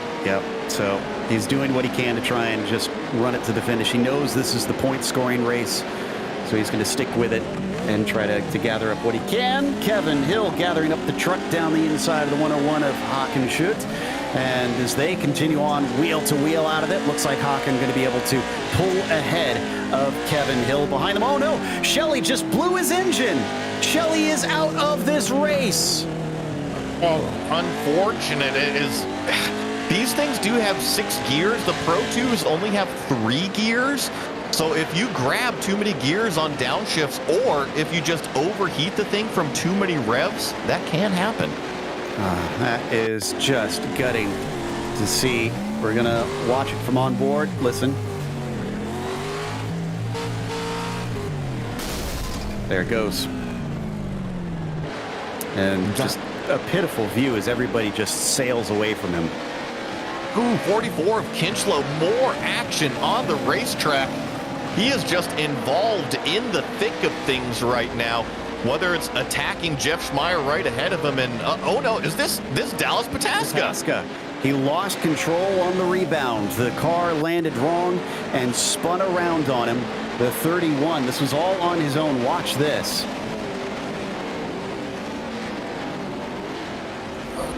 You saw the heavy nose down attitude off of the whoops jumps, and I've been talking about it with these Pro 4 trucks. If you don't have that setup, it can hurt you big time on the landing. And Dallas is in pit lane. I wonder, I checked, he didn't have a black and orange flag, but I wonder if the car was damaged somewhat, and he's going to take the spare truck and get back out there with something that handles a little bit better.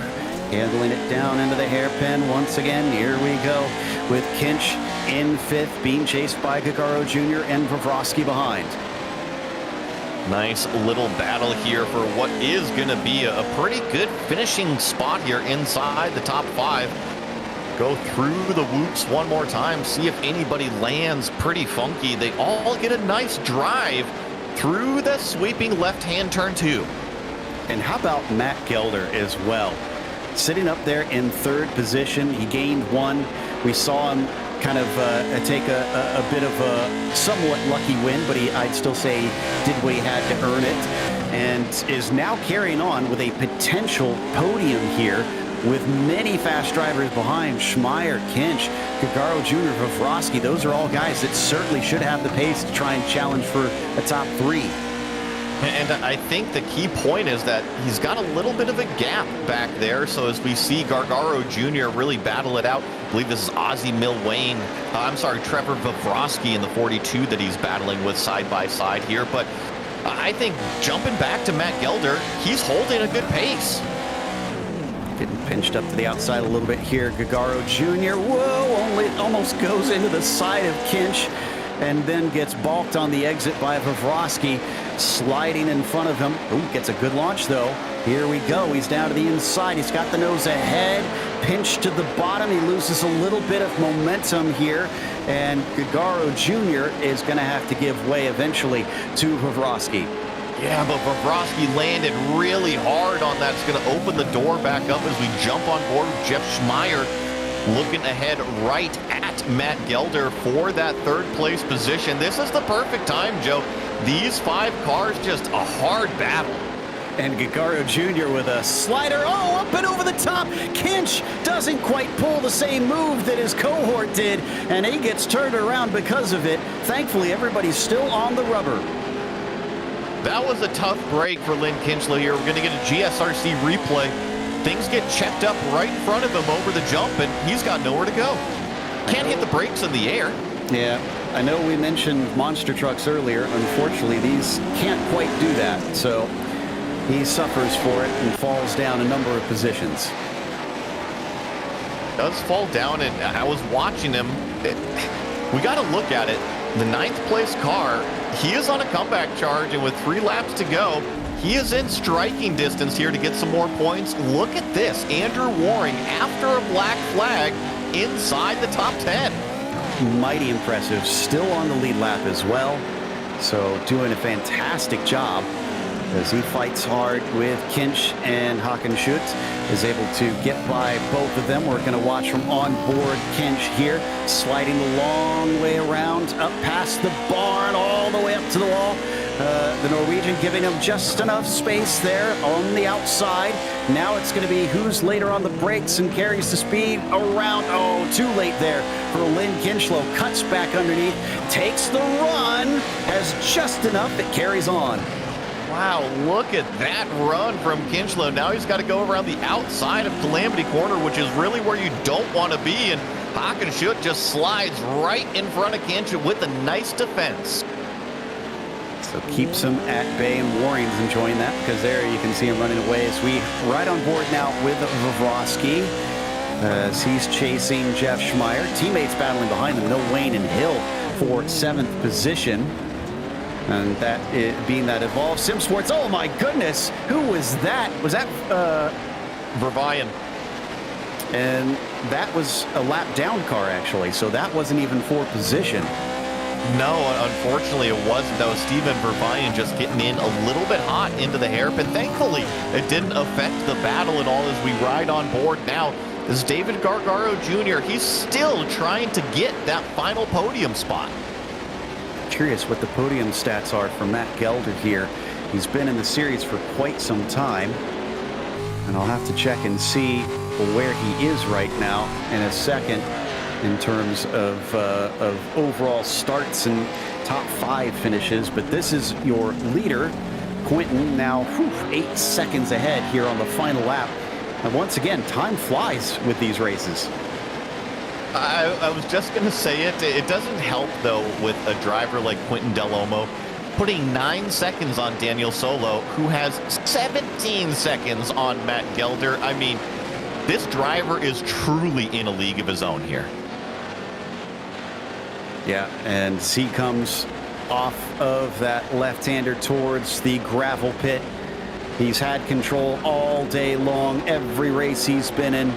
And as he heads down towards Calamity Corner, the black stripe is going to prove his mettle, show why he's earned that top ranking of licenses in iRacing. Victory in the Pro 4 main for Quentin Delhomme. This is that battle between Gelder and Gargaro Jr. Right behind, I think Vavrovsky actually just slid in front of Jeff Schmeier as well. That one still rages on as they are side by side into the gravel pit. Oh, this is going to come down to the finish here. Schmeier's going to have the outside. Is that going to do him well enough? Vavrovsky bounces a little wrong. Side by side ahead of them, as well as Gargaro ahead of Gelder. He manages to take the top spot ahead of him, and they are just ping pong balls off of one another as they cross the line. So it looks like in the end it is going to go Gargaro Jr. taking the podium. Gelder just shy of it. Yeah, it's barely missing out on it, but he edged out Trevor Vavrovsky there. I mean, I'd have to go and look at exactly how close it finished, but holy smokes, neck and neck. We're going to take a quick break, though, here on the Global Sim Racing channel. We'll come back with the unofficial results as well as driver interviews here for the Pro 4, and we'll have the World Cup coming up after this. Hey, you know that guy who just before the green flag keys up his mic and asks, "Anybody got a setup?" Well, this is him. This is Adam, and hey, Adam needs some help. On the other hand, this guy over here, this is Steve. Steve is a solid racer and he knows his way around the garage.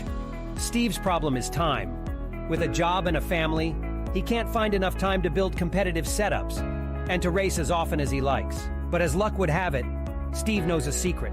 He lets the Majors Garage crew chiefs do the setup work so he can focus on the racing.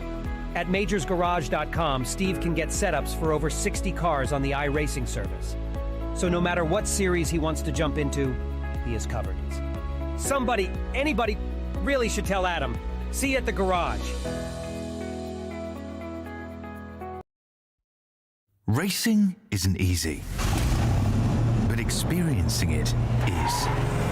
iRacing puts you in the driver's seat with the industry's leading sim racing game. Drive on laser scan replicas of the greatest racing circuits from around the world. Go head-to-head against other drivers chosen by skill-based matchmaking to ensure competitive racing at every level. Compete across all your favorite series. In officially licensed cars, engineered to deliver the most accurate driving experience possible.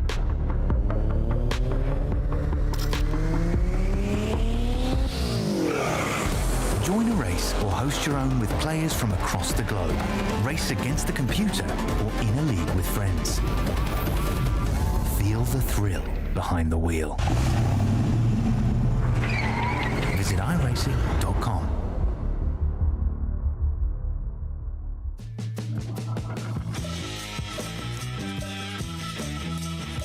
Welcome back to Crandon International Raceway. We just saw the Pro 4 main here in the majors, and Quentin Del Olmo wound up your winner over Daniel Solo. That really wasn't the story, I think. That battle for third definitely was. 16th for David Gagaro Jr. up to third to get himself a podium. And can we give a lot of credit here to Matt Gelder, who not only took a win in his heats, but then managed to finish fourth where he started, showing that he had the pace to hold on. Trevor Vrofsky was fifth, and Jeff Schmeier was P6. Ozzie Milwain seventh, and Kevin Hill eighth. Andrew Waring, in spite of a black flag, came back to finish ninth, actually higher than he qualified. And Kinch rounds out your top 10. Then in 11th place, we have Håkan Schott. In 12th, Rob Courtney. Mike Golightly there finishes in 13th place. And then comes the first of the cars, one lap down. Travis Henderson, Stephen Grabowski finishing in 15th. Stephen Verveyen, 16th. Edward Shelley, 17th. Ross Banfield was the last car to cross the finish line in 18th. And unfortunately, Carl Burke and Dallas Pataska did not finish. So drivers obviously finding themselves with a few bad results out there, but that's the way the cookie crumbles.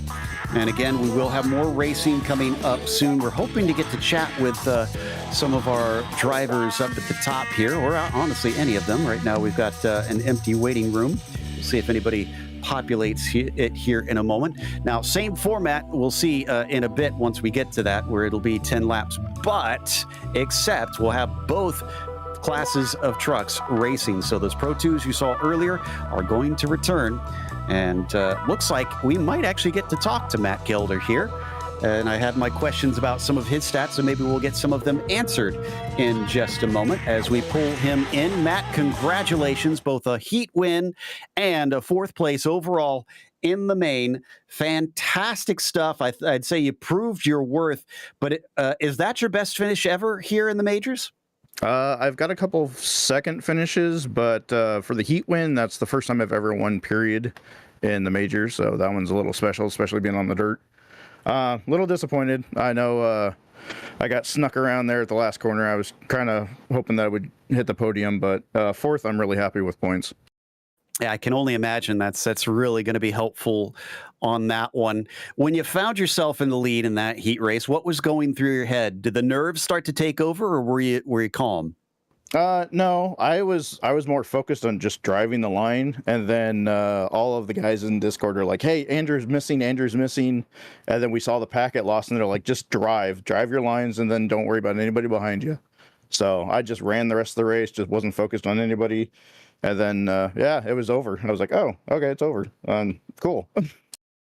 I know this is one of the less populated styles of racing on iRacing, yet it seems like every time I talk to somebody who gives it a try, they just have an absolute blast.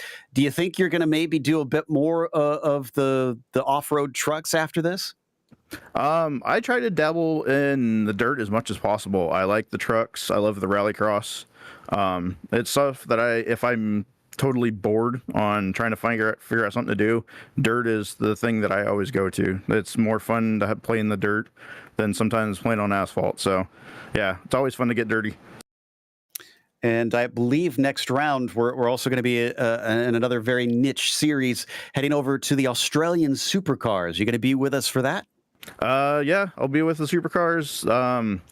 Not really. I'm not the greatest driver at the supercars. I have many friends that are in the V8 Corps series through the V8 Americas and through the V8 Australia. Hopefully to make them guys proud. I grew up since I started iRacing, I've been nothing but hanging around with a bunch of those V8 guys. So I'm hoping to grab some of their wisdom in between rounds here, and hopefully I can get my skills up to snuff. Well, Matt, I was glad that you came and chatted with us, because I definitely had questions that I wanted answered. Again, congratulations, and again, excellent drive today. Thank you. You guys appreciate it. You guys can't thank you guys enough for broadcasting this, and majors and everybody. Appreciate it. You guys enjoy the rest of the round. This is going to be fun. This World Cup style. Yeah, I can't wait as well. That was Matt Gelder, fourth today. And looks like we don't have anybody else ready to chat with us. So we're also going to start getting prepared for that World Cup. We'll be back in a moment for the non-points championship race.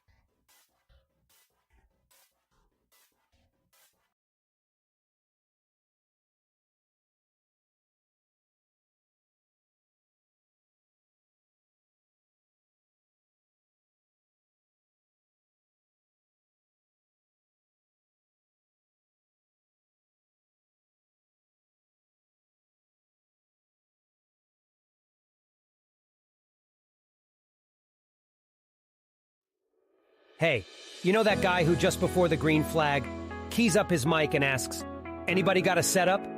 Well, this is him. This is Adam, and hey, Adam needs some help. On the other hand, this guy over here, this is Steve. Steve is a solid racer and he knows his way around the garage. Steve's problem is time. With a job and a family, he can't find enough time to build competitive setups and to race as often as he likes. But as luck would have it, Steve knows a secret. He lets the Majors Garage crew chiefs do the setup work, so he can focus on the racing. At majorsgarage.com, Steve can get setups for over 60 cars on the iRacing service. So no matter what series he wants to jump into, he is covered. Somebody, anybody, really should tell Adam. See you at the garage.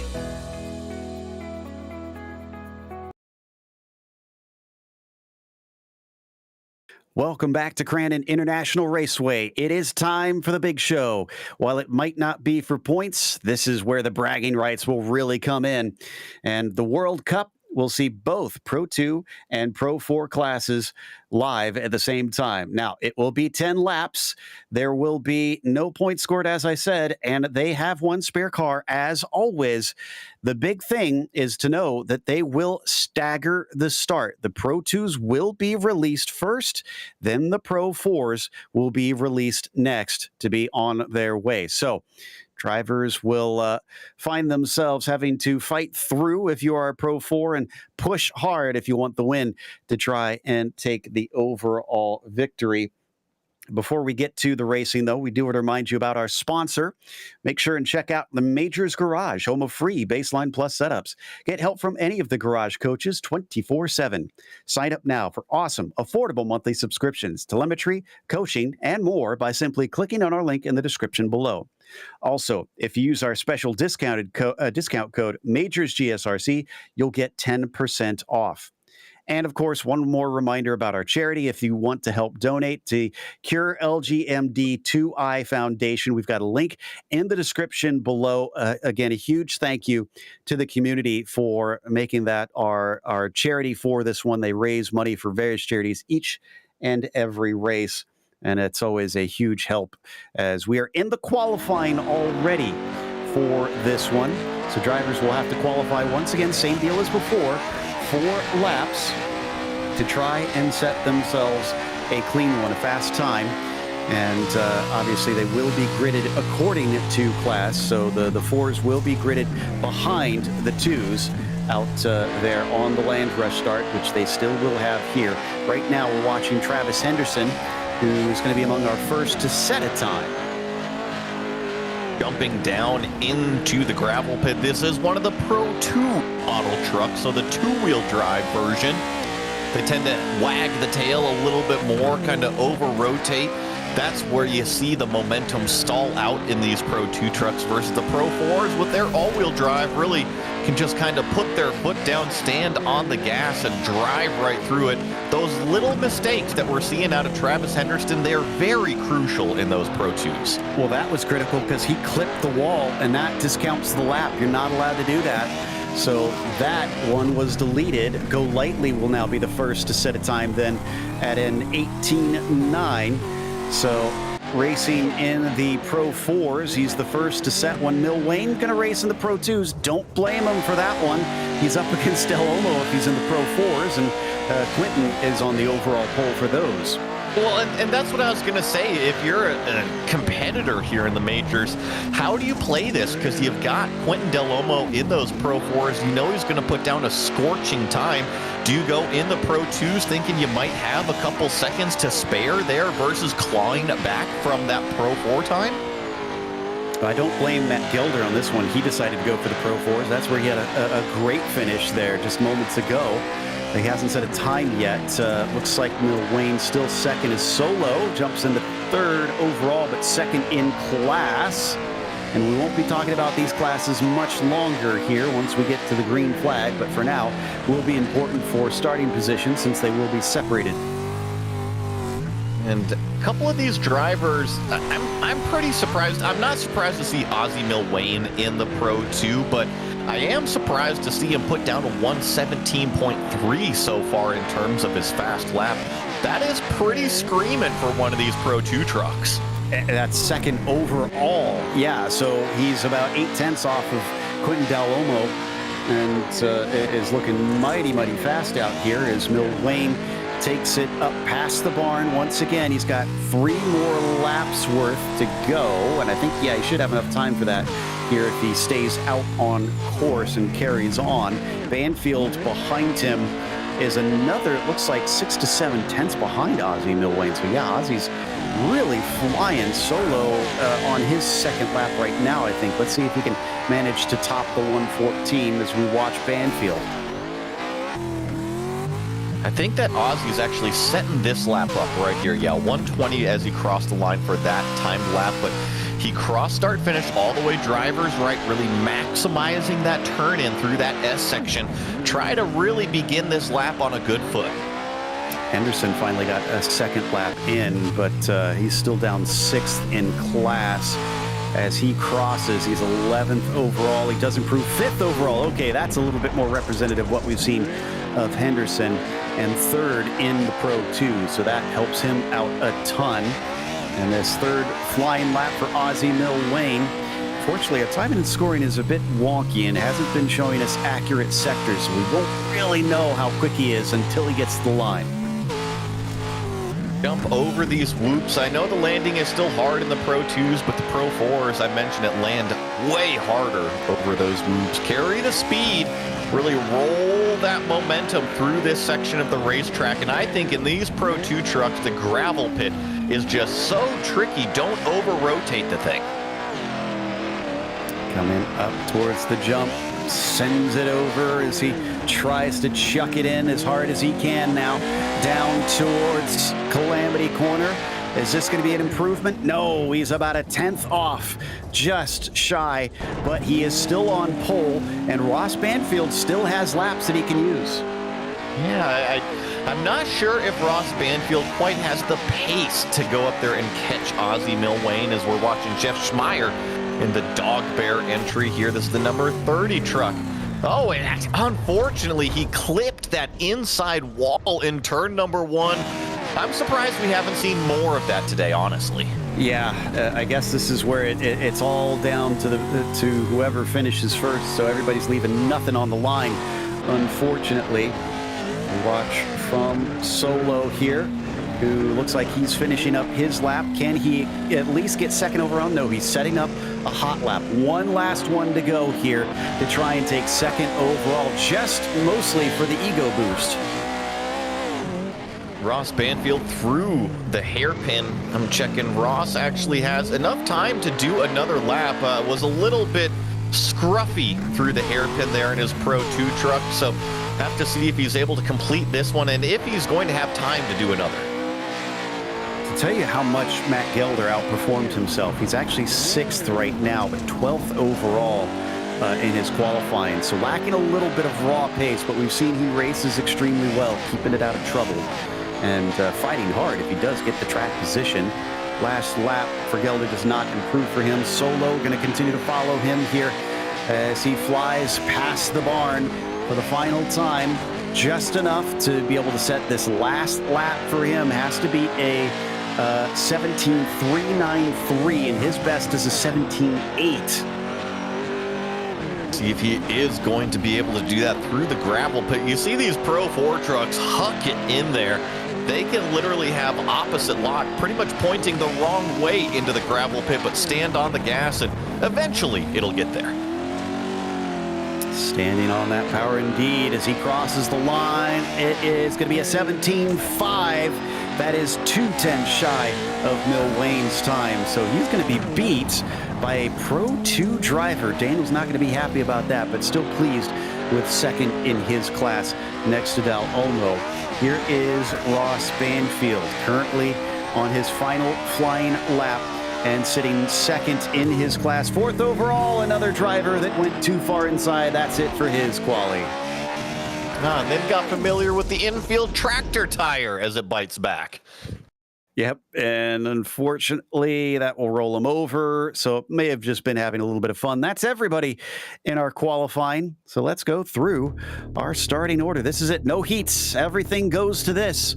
Quentin Dal Olmo will start on the pole as it'll be, well, we've got Ozzy Milwayne starting in second, but that will be first in his class. Second in the Pro 4s would be Daniel Solo. Second in Pro 2s will be Ross Banfield. That will be the second released, actually, as Travis Henderson will start from 5th, and Kevin Hill will be in the 6th position. Excuse me, now they are starting to regrid here. And I know it's what it says on here, so I'll just go through the starting order according to ours. So Milwain on pole, Banfield second, Henderson third, then it's Kevin Hill fourth, Jeff Schmeier P5, Edward Shelley sixth, and you've got Trevor Vovrosky seventh, Kenneth Reeder in at P8, Jason Wallen ninth, and Dallas Pataska will be 10th. Joey? Then in the 11th spot here, I'm sorry, it's Michael Del Omo with Daniel Solo in 12th. Then you've got Hakan Schutt in 13th, Mike Golightly 14th, and Stephen Grabowski 15th. Matt Gelder will be P16, Rob Courtney in 17th, Lynn Kinchlow starting from the back of the grid. We don't have all 20 cars here, only 18 going to be taking part. But again, watch for the Pro 2s being released first and then the 4s about 10 seconds later. Going to be interesting. The lights are going to come on and the revs are going to come up here any moment. What is it going to look like with two separate starts? We'll get two whole shots this time. Waiting for Schmeier, Shelley, and Vovrosky, I think, to get out there. Last three of them. Now it's just Schmeier and Vovrosky getting ready to grid up. And they will hold them. They're giving them instructions right now that those Pro 4s on the second row are not allowed to go until they're given the okay. We'll see if everybody's listening. They already have trouble themselves with iRacing's go, with plenty of jumped starts, unfortunately. But hopefully we'll get everybody paying attention. I imagine they'll be disqualified if they do try and go with the Pro 2s. Looks like everybody is now out there, so we wait for the oh, and there's already a jump start as there is the green flag, and that is going to be Edward Shelley, who is going to get a black flag for that one, unfortunately. Everybody trying to go over off to the dirt on the left-hand side of the circuit, and in fact, that helps Dallas Pataska take the lead over Milwain briefly. He slides sideways. He is going to be able to retain that spot. Milwain's got a fight on his hands. Yeah, Dallas Pataska finally gets the jump that he needs, but Ozzy Milwain fighting back on the inside, headed down into the gravel pit. The Pro 4s have taken off as well, so these Pro 2 trucks are now the rabbit out front. And Quentin was the one that got the whole shot on that one, so he leads. Looks like it's going to be tough for those who hope to beat him in the Pro 4s, as looks like, oh, what happened to Pataska here? He got way wide in the gravel pit. We saw him just get out into the dirty stuff, Joe, and around he went. So Milwain now leads. Vovrosky's fighting Banfield for the second spot as they come down through, or come up over the hill actually, and into the left-hander. He tries to cut underneath the number 10. Both of them slow off of there. Milwain starting to run away. And don't forget Travis Henderson, who is now starting to move into third past that purple number 7 car. And look at this, Quentin Del Olmo already on the back of this Pro 2 field. I have a feeling, oh, got the 24 up and upside down. That's Travis Henderson in the hairpin. Oh no, so more drivers having problems at the start of this one. Guess the gloves are off as we ride on board now with Del Olmo. He's 8th overall, and he just make that 7th. Kenneth Reeder out of the way for him. Milwain is currently 6 seconds up the road, so he's got to make up 6 seconds in 9 laps here. Yeah, as we check in, I believe this is Ross Banfield trying to get underneath what is Jeff Schmeier and also Kevin Hill right in front of him. This is the battle for the 3rd place position between the Pro 2 trucks right here. And almost the next one going to be coming up to them. So this is for 5th here, or for 3rd rather. Oh, and Kevin Hill going to run away as Schmeier has an issue. Here comes Banfield around the outside. Can't quite make it stick. Cuts back underneath them. Touches him lightly. Manages to get inside to the left-hander. But Schmeier's going to out-accelerate him off the corner. Really good piece of racing here between Schmeier and Banfield. You saw Schmeier use that power on the outside lane, carry the momentum down the straightaway. Here's Banfield back at the hairpin, but right behind him, Quentin Del Olmo. Look at the Pro 4 traction coming off of that corner. Yep, so obviously he's got more speed here. He's going to be able to out-drag that 7. Not much he can do, although he tries to get inside of Quentin, given just enough space. And now Del Olmo's up into the top 5. Has about 6 seconds exactly to make up to Ozzie Milwayne at this stage. He's been gaining, but he needs to maybe gain a little bit quicker. And right behind Dallas Pataska here is a car that we were watching a little bit earlier. Steven Grabowski in his Pro 4 truck is about to be making his way through the Pro 2 field. Haven't been able to watch Grabowski to see what kind of race he's been having. As back to Del Olmo here on Schmeier. Almost managed to make the move, but Schmeier's going to fight him for it. A little bit easier for them to try and fight back through some of the twistier bits, such as here. Will he cover the inside or will he stay to the outside? It just seems with these Pro 4 trucks, you can place your truck where you need to, and then you get the traction coming out. But Schmeier doing an excellent job. He kind of had the same defense against Banfield that last lap around the outside of that tricky kind of turn 5 complex. Oof, very deep in front of them, as that was Kevin Hill in the Evolve Sim Sport machine. And now Del Olmo has the run. He's able to get by, but I think he's being held up slightly in some of these corners. Del Olmo clips the inside. He's going to get away with it, but barely. I think just another little benefit of those Pro 4s is that if you clip those inside walls, you just keep your foot in it. Keep your the gas in it, and you don't lose the momentum like the Pro 2s do. Last lap was a 17.1 for Quentin. Ozzie was a 17.6, but this one looked to be much quicker despite being defended by Banfield and Schmeier here. So as he comes up to Kevin Hill, Hill trying to go around the outside. He knows he needs a launch, and he does to stay ahead of him. This time by Del Olmo, 17.3, Milwayne, 18.1, 0.8 faster. And I think that if Ozzie Milwayne wants to win this race, he's got to be on the radio right now to Kevin Hill, say maximize those exits, keep Del Olmo behind him as long as you can. Just like that, slides right in front of the Pro 4 truck, keeps him behind the straightaway one more time. So they both try and go as wide as they can. Gets the launch off the corner, briefly is ahead of him, but here comes that 4-wheel drive just powering past him as Del Olmo doesn't quite completely get clear. He is going to have the outside line though, and that's going to do it. The momentum around turn number 1 shows really the power of that 4-wheel drive. Just all 4 tires digging in the dirt forward to give him that momentum.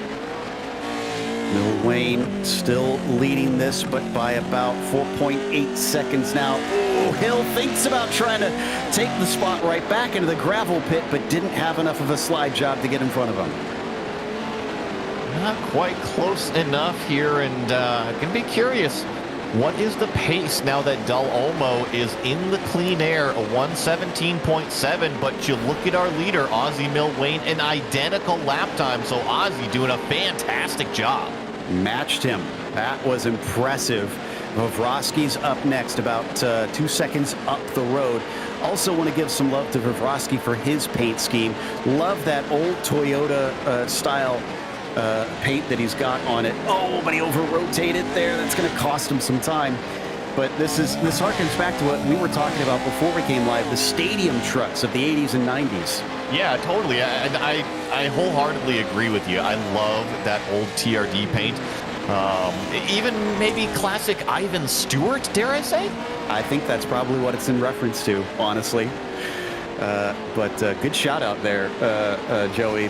Definitely one that dirt fans will recognize as we come back to Daniel Solo. And to tell you how fast Quentin is, Solo is still 7th. He has 3 cars between himself and Quentin. I think the biggest difference between Solo and Quentin is that, oh, look at that big time bicycle out of the corner from Ross Banfield. Unfortunately, that's probably going to cost him a couple positions out of the gravel pit. Oh, boy. Quentin's coming. It's 17 flat for him that time. Ozzie with a 17.9, which is still decently quick for him, but not quick enough. Even if he hit his fastest lap, he would be somewhere in the realm of 0.6 slower than the man trying to come for that overall win. And we are 5 laps to go. It's down to 3.5 seconds. Yeah, about 3.5 seconds, but if he's only taken out about 3/4 of a second per lap, I mean, that's going to put him on Milwayne's bumper when it comes time for that white flag, but is it going to be enough to get by him? Boy, this is going to be tight. We'll see if he can do it as we ride on board with Quentin. He has to not lose time as well here with Trevor, who no doubt is going to fight him hard. He knows that he could have a shot to try and keep him back a little bit here since they're on pretty even pace as well, but he's going to try and go for the over-under. But this will mean that Trevor will hopefully be able to get the shot off the corner a little bit, but not much. That was beautifully done by the 14. Yes, beautifully done pass into the gravel pit. Was able to take the line away from Bobrovsky, and now with 4 laps to go, nothing but clean air between him and our leader. Oh boy, so this will really be down to who has the best pace, and then if he catches him, if he can get the run, if he gets him on a straightaway, there is no hope for Ozzie Milwayne, because he'll have the better power. But if he gets stuck behind him in some of the twistier bits, it may be a little bit harder. We'll have to wait and see. 3.5 laps to go essentially at this point. Milwayne's last lap, 17.6. Del Olmo, 17.3. So only 0.3 quicker. And I'm looking at it right now, about 3.5 seconds as they go down this front straightaway here at the Big House. Arc it into turn number 1, and it's staying pretty stagnant through these higher speed sections, Joe. I really noticed once we get into the gravel pit Calamity Corner, that's where the Pro 4 starts to eat it up. Boy, does it. And Milwayne is trying everything he can. He's trying to run the perfect line here and cut the corners as far as he can go. He needs this to try and take the victory over Quentin Del Olmo. Going to be coming down to 3 to go. What's the lap time look like between himself and his rival? Milwayne, 17.9, not the best. Quentin, 16.8, more than a second faster. He has pulled another gear in that Pro 4 truck. Quentin Del Olmo proving why he's got 7,800 iRating out there and the pro license on the dirt. So now he's cut it down to 2.9 seconds. Is this going to be enough? He's going to need that, more than 1 second gap over his rival every lap there to make it happen. As we check out some of the other action happening in the meantime, Schmeier versus Hill. This is for 5th overall. Hill to the inside. Schmeier gets nudged out of the way, but he does get a decent exit. Nicely done by Kevin Hill, though. I see he does have about a half a truck length ahead of Schmeier, but he's taking a really narrow entry here into turn number 1. We'll see if he can carry the speed through the corner. Here comes Schmeier back through the double whoop sections. Oh, but he's out of shape. He loses control himself. A little bit too much, unfortunately. He falls well back into 6, where Ross Banfield might be able to catch up with him. This is Rob Courtney as well. He's trying to catch up to Matt Gelder, who hasn't been able to perform his heroics this time around, it seems. Oh, and a car on its side has slowed down Ozzie Milwayne, but it looks like it also caused a little contact with Quentin. But Ozzie that time, a 19.1. Quentin ran a 17.6. That ate up a bunch of Ozzie's lead. Yeah, no, I think that definitely hurt Ozzie more than it hurt Quentin. I think that Ozzie was just focused on the track, and then all of a sudden there was a car parked literally on its side while the Pro 4 truck just kind of got to stand on the gas and slide around it. It's Jason Wallet, and I'm trying to see if he had some help into that. He wanted to get tipped back over and try and finish, but unfortunately just wound up in the way. Yeah, he clipped the K-rail / jersey barrier, depending on what you want to call it, on the inside, and that just kind of turtled him, unfortunately. Yeah, just really easy to do because you're trying to clip it as narrow as possible to shave that distance off of the time, and then there you see stuck on the racetrack as our leader comes by, and all of a sudden, roadblock. Oh, man, that has got to be frustrating for Ozzie, because right now, every 10th is valuable. It is 1 second between them. Ozzie is going to have the lap of his life here as he comes out of the final corner. In fact, it cuts down even more than that, down to 7 or 8 tenths of a second between them. About 3/4 of a second, and now down to about a half a second here Let's see if Ozzie Milwayne really gets the launch off of this corner that he needs to, because the Pro 4 truck is in the mirror. Oh boy, this is going to hurt for Ozzie, because he'll have another run back down the other way out of Cowboy's hairpin. That's the next long straightaway, and then he's going to have to try and hold him back down past the barn as well. Here it is. He is within about 0.8 of a second. That's not quite near enough, but he's going to be able to pull up to the back of him. Quentin still has to pass him, though. Once he gets to the back of this number 114, he cuts it down to 0.4 of a second now. I think that this part of the racetrack, Ozzie's fast. Oh, here comes Quentin, a little bit of a door bang. He ends up turning Milwayne, our leader. Oh, I think there was a mistake from Ozzie coming off the jump, and that slowed him down. Quentin is now ahead.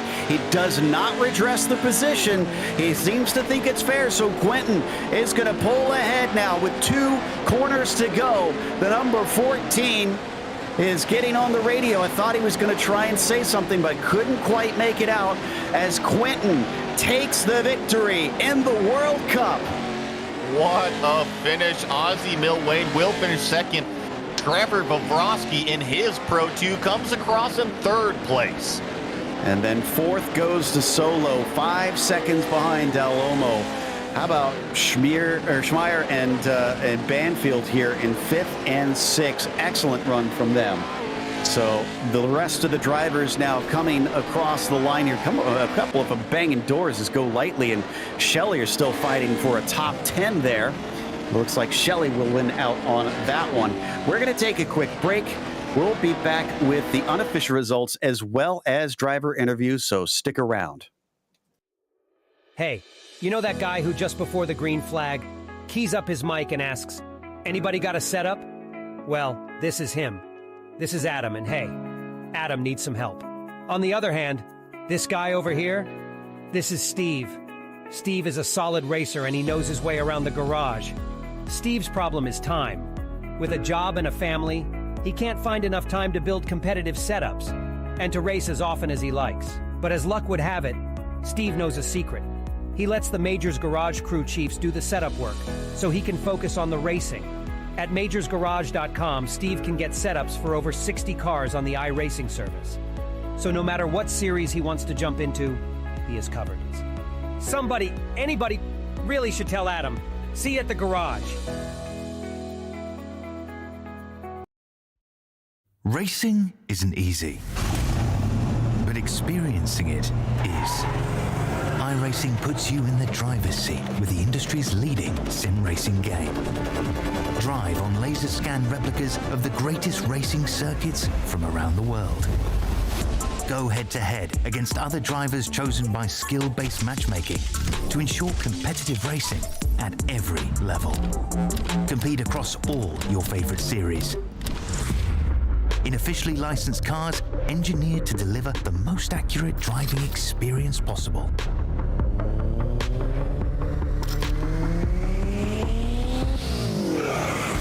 Join a race or host your own with players from across the globe. Race against the computer or in a league with friends. Feel the thrill behind the wheel. Visit iRacing.com.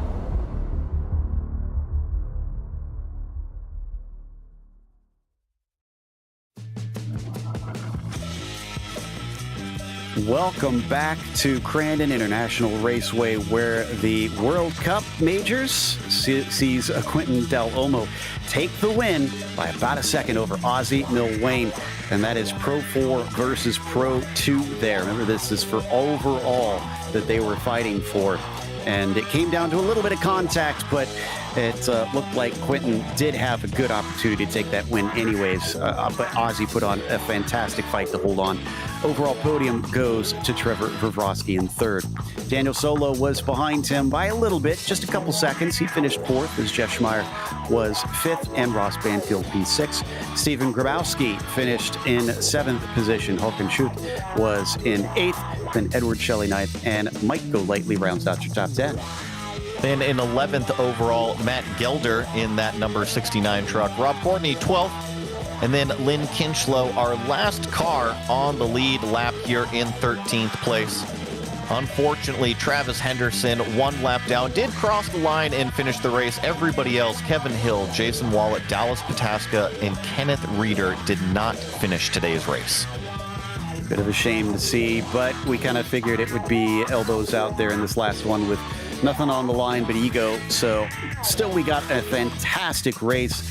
Great stuff. I know they're always trying to tweak the format here in the majors here, Joey. But if there's one thing that I'd say that they don't need to touch, it's this. This was just an absolute hoot. I loved seeing it, and it took me a little while to get used to this qualifying format of having the different classes and the different start times, but by the math, it works out. Sometimes there's an outlier every now and then, but today was the exact reason why they do that. The Pro 4s coming up through the field of the Pro 2 trucks, and then ultimately the last lap battle. It came down to the last few corners. And let's talk to one of the drivers fighting through those last few corners, Ozzie Milwayne, who did wind up second. Ozzie, would love to know your thoughts. We could tell you got maybe a little bit crossed up, and that maybe slowed you down coming into the corner. If you didn't have that contact with Quentin, do you think you could have held him off? I think so. If Gelder wasn't on his side there, or whoever that was, I think it was Jason Wallet. He was on his side coming to the start-finish line there. I had to go around him. That cost a bit of time. Between that and then my mess up there over the big jump, yeah, I think I could have held him off. There's always a lot of what ifs in racing, but in the end, do you feel pretty proud, especially knowing Quentin? I mean, not only in a faster car, but is a black stripe driver, so a pro-level driver here in these trucks. So does that make you feel kind of proud of what you've achieved? Yeah, absolutely. I mean, I picked the Pro 2 because I knew the Pro 4s would have to go through the field, and that would eat up some time. But he's a great driver, and he definitely shows that he's a black stripe. So not quite a home win, just across the border there for you here in Wisconsin. Do you see a lot of this style of racing where you are, or is this something that you don't get to see a lot up in the frozen north? I've honestly never been to a race, but I know they do have a couple up here. I think they ran the Honda Indy track, but I didn't see that. Well, regardless, congratulations on an overall podium as well as a win over in the Pro 2s. Excellent racing today, sir. Thanks, guys. So Ozzie Milwayne taking second today, but looks like we've got nobody else to talk to. So it's been a long day. We're going to wrap it up and give a big thank you, not only to the majors, but to everybody who donated to our charity. If you would like to donate, check the description in the link below. And thanks to the team today, Joey, Ryan, and Dougie. Make sure to check out our social media, our website, and our merchandise store. And don't forget to subscribe to our YouTube channel as well so you don't miss a moment here on GSRC. The next race for the series will be the Sandown 500, Sunday, October 1st, 11:30 a.m. Eastern. That'll be the first time Sandown has shown up here in the majors. Be sure to check out our other broadcasts we have listed here. But until next time, race clean, race hard. We'll see you on the track.